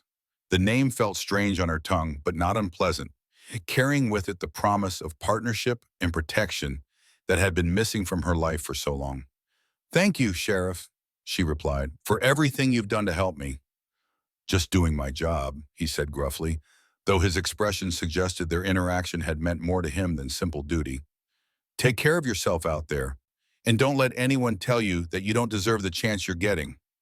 The advice was clearly meant to counter the voices of those in Cedar Ridge who would see her marriage as undeserved good fortune rather than a partnership based on mutual respect and need. Janet nodded her understanding, knowing that she would carry his words with her as armor against any future doubts about the path she had chosen. Dennis appeared at her elbow with their coats, his expression businesslike as he prepared for their departure. We need to leave soon if we're going to make good time before dark, he said. I've got our supplies loaded and the horses ready. The practical reminder of their immediate future sent a thrill of nervous excitement through Janet's chest.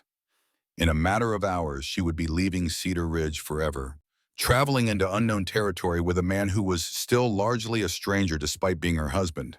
The prospect was both terrifying and exhilarating, like stepping off the edge of the known world into possibilities she could barely imagine. I'm ready, she said, though she wondered if anyone could truly be ready for such a complete transformation of their circumstances. Julie threw her arms around Janet in a farewell embrace that threatened to bring tears to both their eyes. Write to me when you can, the girl whispered. I want to know how your new life unfolds. I will, Janet promised, meaning it completely. And Julie, thank you for seeing me as more than my circumstances. Your friendship has meant everything to me. You were always more than your circumstances, Julie replied firmly. Some people just couldn't see past their own assumptions to recognize it. The wisdom in such young words reminded Janet of how much she had learned about human nature during her months of hardship. Adversity had a way of revealing both the worst and the best in people, and Julie Kim had consistently shown herself to be among the very best Cedar Ridge had to offer. Dennis helped Janet into the wagon he had prepared for their journey, his touch gentle but impersonal as he ensured she was settled comfortably among the supplies and blankets he had arranged for their comfort. The vehicle was practical rather than elegant, built for durability and function rather than appearance, but Janet found its solid construction reassuring rather than disappointing. As they prepared to leave, a small crowd had gathered to witness their departure. Drawn by curiosity about the unlikely marriage that had taken place with such unusual speed, Janet could see Raymond King among the onlookers, his face dark with the kind of frustrated anger that came from watching prey escape beyond his reach. The sight of him reminded her of how desperate her situation had been just hours before, and how completely her circumstances had changed through Dennis's unexpected proposal. Dennis climbed into the driver's seat beside her and took up the reins, his movements economical and confident as he prepared to guide them out of town. "Any regrets?" he asked quietly, his question meant for her ears alone. Janet looked back at Cedar Ridge one final time, taking in the buildings and streets that had been the stage for both her greatest happiness and her deepest despair. The town that had once welcomed her as the banker's daughter and later scorned her as a fallen woman was becoming part of her past rather than her present, a chapter that was closing to make room for whatever came next. "No," she said with quiet certainty. "No regrets." Dennis nodded and clicked to the horses, setting them in motion toward the road that led north into the mountains. As the wagon rolled away from the only home Janet had known for the past 2 years, she felt the weight of her old life lifting from her shoulders like a burden she had carried for so long, she had forgotten what it felt like to be free of it. The road ahead was uncertain, leading through country she had never seen toward a life she could barely imagine. But beside her sat a man who had looked at her desperate circumstances and seen not failure but potential, not weakness but strength waiting to be recognized. Whatever challenges lay ahead, she would face them not as Janet Robinson, the banker's daughter who had lost everything, but as Janet Phillips, a woman with a future and a partner who believed in her ability to build something worthwhile from the ashes of her former life. Behind them, Cedar Ridge grew smaller with each turn of the wagon wheels, until it was nothing more than a cluster of buildings in the distance, a memory rather than a reality. Ahead lay the unknown, vast and full of possibilities that stretched beyond the horizon like promises waiting to be fulfilled. The mountain road climbed steadily away from Cedar Ridge, winding through stands of pine and aspen that stood stark and beautiful against the gray December sky. Janet had never traveled this route before, had rarely ventured beyond the immediate vicinity of town during her time there, and the landscape that unfolded around them was both alien and magnificent in ways that took her breath away. Dennis guided the horses with the easy competence of someone who had spent most of his life in the saddle, reading the terrain ahead and adjusting their pace to match the challenges of the rocky path. He spoke little during the first hours of their journey, but his silence was comfortable rather than awkward, the quiet of a man who was naturally economical with words rather than someone struggling to make conversation. "Tell me about your ranch," Janet said eventually, curious about the life she was traveling toward. Dennis considered the question for a moment before answering, his eyes scanning the trail ahead as he spoke. "It's not much to look at yet, but it has good bones. There's a creek that runs year-round, enough grass for a decent herd if managed properly, and timber for building whatever needs building." The practical description was exactly what Janet had expected from him. Focused on function rather than beauty, on potential rather than current appearance. She found herself appreciating his straightforward approach, which allowed her to form realistic expectations rather than romantic fantasies about their destination. "How long have you owned it?" she asked. 3 years. Bought it from a man who thought he wanted to be a rancher, but discovered he preferred the idea to the reality. Got it for a fair price because he was eager to get back to civilization. Janet could hear the subtle amusement in Dennis's voice as he described the previous owner's change of heart, and she wondered if he was testing her own commitment to their arrangement. The implication was clear that ranch life was not for everyone, and that those who could not adapt to its demands were better off returning to more settled communities. "What made you choose that particular piece of land?" she asked. Water, Dennis replied without hesitation. Everything else can be built or bought or improved, but you can't make water where there isn't any. The creek that runs through my property comes down from the high country, stays cold and clean year-round. That's worth more than gold in country like this. The wisdom of his reasoning was immediately apparent to Janet, who had learned during her months of hardship how precious even basic necessities could become when they were not readily available. His focus on practical considerations rather than aesthetic appeal spoke to a kind of intelligence that valued substance over appearance, function over form. In the house, she asked, trying to picture the place that would become her new home. Simple but sound, Dennis said. 2 rooms now, but I've been planning to add on when circumstances allowed. There's a good foundation and a stone fireplace that draws well, keeps the place warm even when the wind's blowing hard. Janet found herself trying to imagine their life in such a dwelling.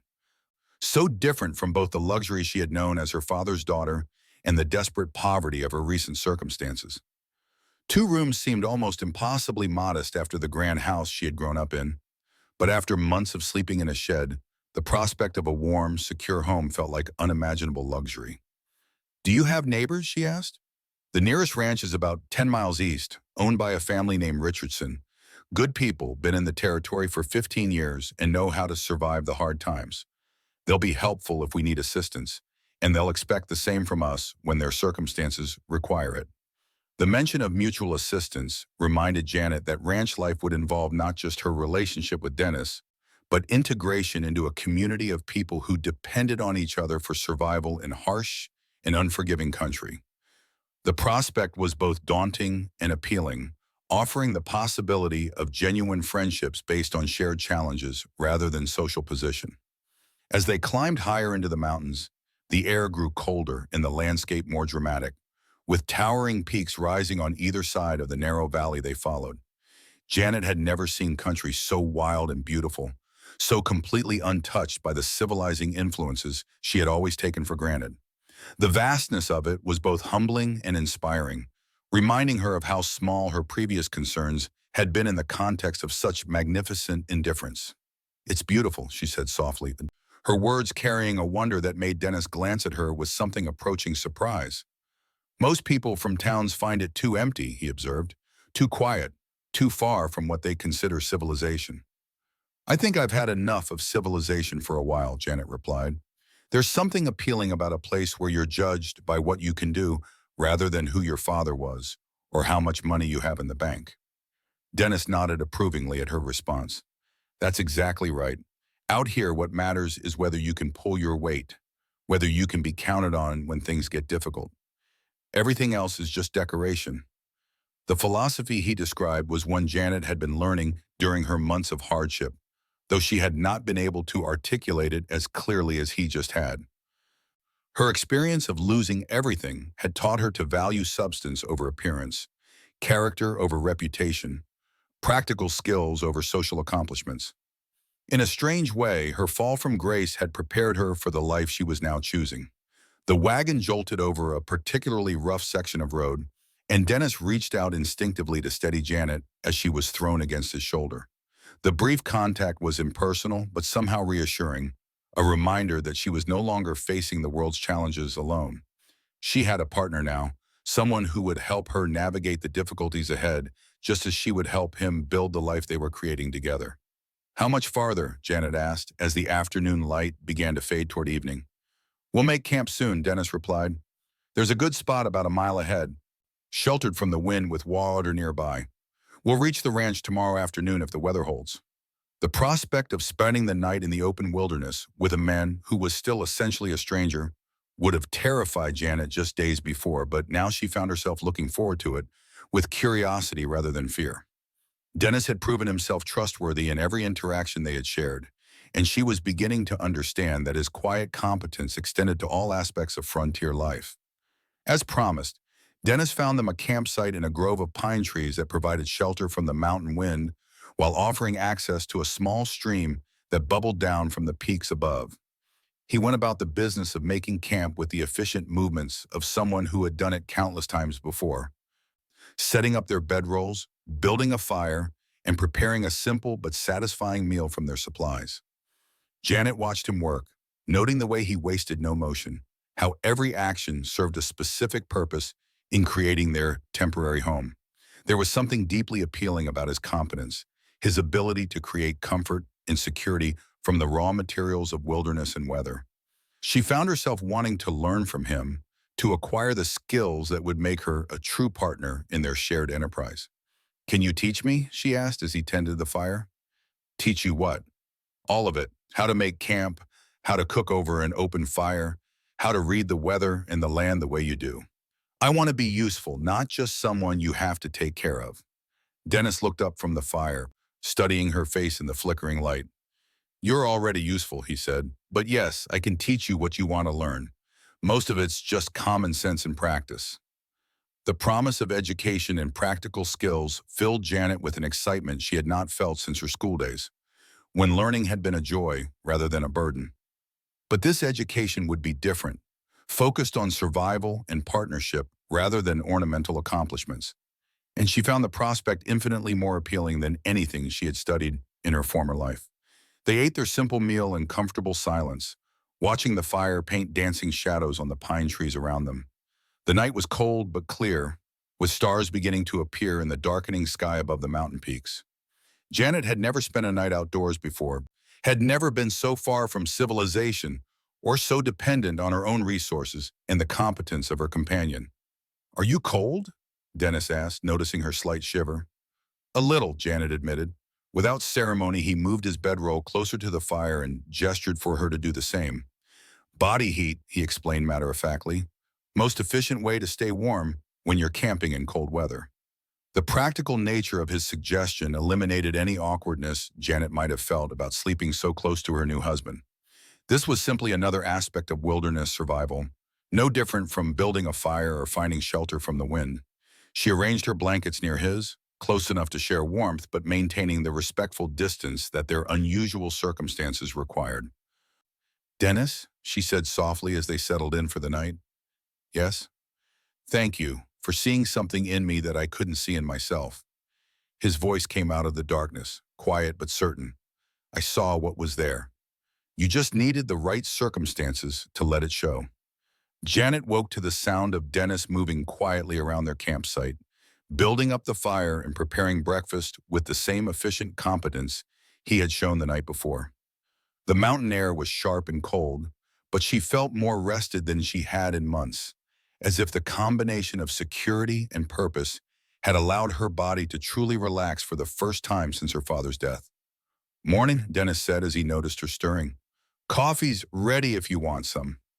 The hot coffee was like a benediction in the cold morning air, warming her from the inside out as she watched Dennis break camp with the same methodical precision he brought to everything else. She found herself studying his movements, trying to understand the logic behind each action so that she could be more helpful in future camps. "Can I help?" she asked. "Pack up your bedroll and anything else that's yours," Dennis replied. "I'll handle the rest this time, but watch what I do. Next time you'll know how to do it yourself." The promise of future competence filled Janet with satisfaction as she rolled up her blankets and prepared for another day of travel. She was no longer simply a passenger being transported to a new life, but a student learning the skills that would make her a true partner in whatever lay ahead. The second day of their journey took them through even more spectacular country, with snow-capped peaks rising on all sides and valleys that stretched away toward horizons that seemed impossibly distant. Janet found herself constantly amazed by the scale of the landscape, by the way it dwarfed human concerns and put her own struggles into perspective. "There," Dennis said as they crested a ridge in the early afternoon, pointing toward a valley that opened up below them. "Home." Janet followed his gaze and saw a small ranch nestled in the valley floor, with a modest house, a barn, and several outbuildings arranged around a creek that wound through meadows that would be green in spring, but now lay brown and dormant under the winter sky.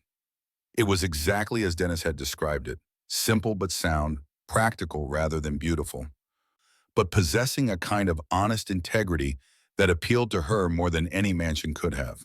"It's perfect," she said, and meant it. Dennis glanced at her with surprise, as if he had expected a different reaction. It's not much compared to what you're used to. It's not what I'm used to, Janet agreed. It's what I want to become used to. The distinction seemed to please him, and he urged the horses forward down the winding trail that led to their new home. As they drew closer, Janet could see the details that spoke to Dennis's care and attention, the way the buildings were positioned to take advantage of natural shelter, the careful maintenance that kept everything in good repair despite the harsh conditions. A woman emerged from the main house as they approached, and Janet realized they were not arriving alone. The figure resolved into someone about Janet's own age, with the kind of practical clothing and competent bearing that marked her as someone accustomed to ranch life. "That's Diane Richardson," Dennis explained. "From the neighboring ranch I mentioned in. I asked her to come over and help you get settled. Thought you might appreciate having another woman around for your first few days." The thoughtfulness of the gesture touched Janet deeply, confirming once again that Dennis's consideration for her comfort went beyond mere duty, that he had anticipated her need for female companionship and made arrangements to provide it, spoke to an understanding of her situation that was both practical and kind. Diane Richardson proved to be exactly the kind of woman Janet had hoped to meet, practical and friendly without being intrusive, knowledgeable about ranch life, but not condescending about Janet's inexperience. She had brought food for their first meal and stayed to help Janet begin the process of making the simple house into a home. "It's not much yet," Diane said as she showed Janet around the two-room dwelling, "but it has good bones. Dennis has done a fine job with the foundation work, and there's plenty of room to expand when you're ready." The house was indeed simple, with a main room that served as kitchen, dining area, and parlor, and a smaller bedroom that contained little more than a bed and a chest for storage. But it was clean and warm and solid, with windows that looked out on the mountains and a fireplace that filled the space with comfortable heat. "I love it," Janet said honestly, running her hand along the smooth wooden walls that Dennis had clearly crafted with care. "Dennis will be pleased to hear that," Diane replied with a smile. "He's been working on this place for 3 years, getting it ready for the right woman. I think he found her." The comment made Janet flush with pleasure, confirming that Dennis's proposal had not been entirely impulsive, but part of a longer plan to build a life that included partnership and family. The knowledge that she was fulfilling a role he had envisioned, rather than simply solving an immediate problem, made their arrangement feel more meaningful and less desperate. Over the following days, Janet threw herself into learning the rhythms of ranch life with the same determination she had once brought to her studies. Diane proved to be an excellent teacher, showing her how to manage the household, care for the animals, and handle the countless small tasks that kept a ranch functioning smoothly. Dennis, meanwhile, began the process of integrating Janet into the larger work of the ranch, teaching her to read the signs that indicated weather changes, to understand the needs of the cattle, and to handle the tools and equipment that were essential to their operation. She proved to be an apt student, her months of hardship having taught her the value of practical skills and the satisfaction that came from useful work. The transformation was not always easy. Janet's hands, already marked by her struggles in Cedar Ridge, became even more calloused and scarred as she learned to handle rope and tools, to milk cows and tend chickens, to split wood and carry water. But each new skill represented another step away from her former helplessness, another piece of evidence that she could contribute meaningfully to their shared enterprise. More importantly, she began to see changes in how Dennis looked at her, the way his respect for her capabilities grew, as she proved herself capable of handling whatever challenges ranch life presented. Their relationship evolved from one of protector and protected to something approaching true partnership, built on mutual dependence and shared accomplishment. The winter months that followed were harsh but not unbearable, filled with the kind of challenges that drew them closer together rather than driving them apart. When blizzards trapped them inside for days at a time, they used the opportunity to plan improvements for the spring, to share stories of their past lives, and to build the foundation of understanding that would sustain their marriage through whatever difficulties lay ahead. Janet discovered that Dennis was not the taciturn man she had initially thought, but simply someone who chose his words carefully and spoke only when he had something meaningful to say. When he did talk, his observations were thoughtful and often surprisingly insightful, revealing a depth of character that had been hidden beneath his practical exterior. For his part, Dennis seemed continually surprised by Janet's adaptability and determination, by her willingness to tackle any task no matter how difficult or unfamiliar. The woman who had once been afraid to ask for help was becoming someone who could handle whatever challenges frontier life presented. And her transformation clearly pleased him in ways that went beyond simple satisfaction with a good bargain. As spring approached and the snow began to melt in the high country, Janet realized that she had not just survived her transition to ranch life, but had genuinely thrived in it.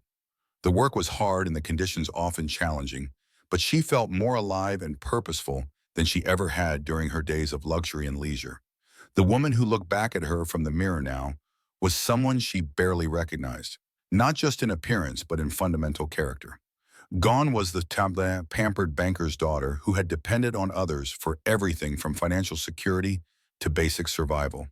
In her place stood someone who could rope a calf, birth a foal, preserve meat for winter storage, and handle a rifle with competence if circumstances required it. But perhaps most importantly, she had learned to see herself through Dennis's eyes, not as someone who had fallen from grace, but as someone who had discovered her true strength through adversity. The hands that had once been soft and useless were now capable and strong, marked by honest work and proud accomplishment. The woman who had once begged for scraps at a stranger's table had become a partner in building something worthwhile and enduring. On a warm spring evening as they sat on the porch of their home, watching the sun set behind the mountains that had become as familiar as old friends, Dennis reached over and took Janet's work-roughened hand in his own. "Any regrets?" he asked, echoing the question he had posed as they left Cedar Ridge months before. Janet looked out at the valley that had become her world, at the cattle grazing in meadows green with new grass, at the garden she had planted and tended, at all the evidence of the life they had built together through shared effort and mutual respect. Then she looked at the man beside her, no longer a stranger offering desperate salvation, but a true partner who had seen her potential when she could not see it herself. "No," she said with quiet certainty, her voice carrying the confidence of someone who had found her place in the world. "No regrets at all." Dennis smiled and squeezed her hand gently, and in that simple gesture, Janet felt the warmth of a love that had grown slowly and naturally from respect and partnership, proving that the strongest foundations were often built not on passion, but on the solid ground of shared values and mutual appreciation. The mountains rose around them in silent testimony to the permanence of things built to last, and Janet Phillips, formerly Robinson, knew that she had finally found not just a home but a life worthy of the strength she had discovered within herself.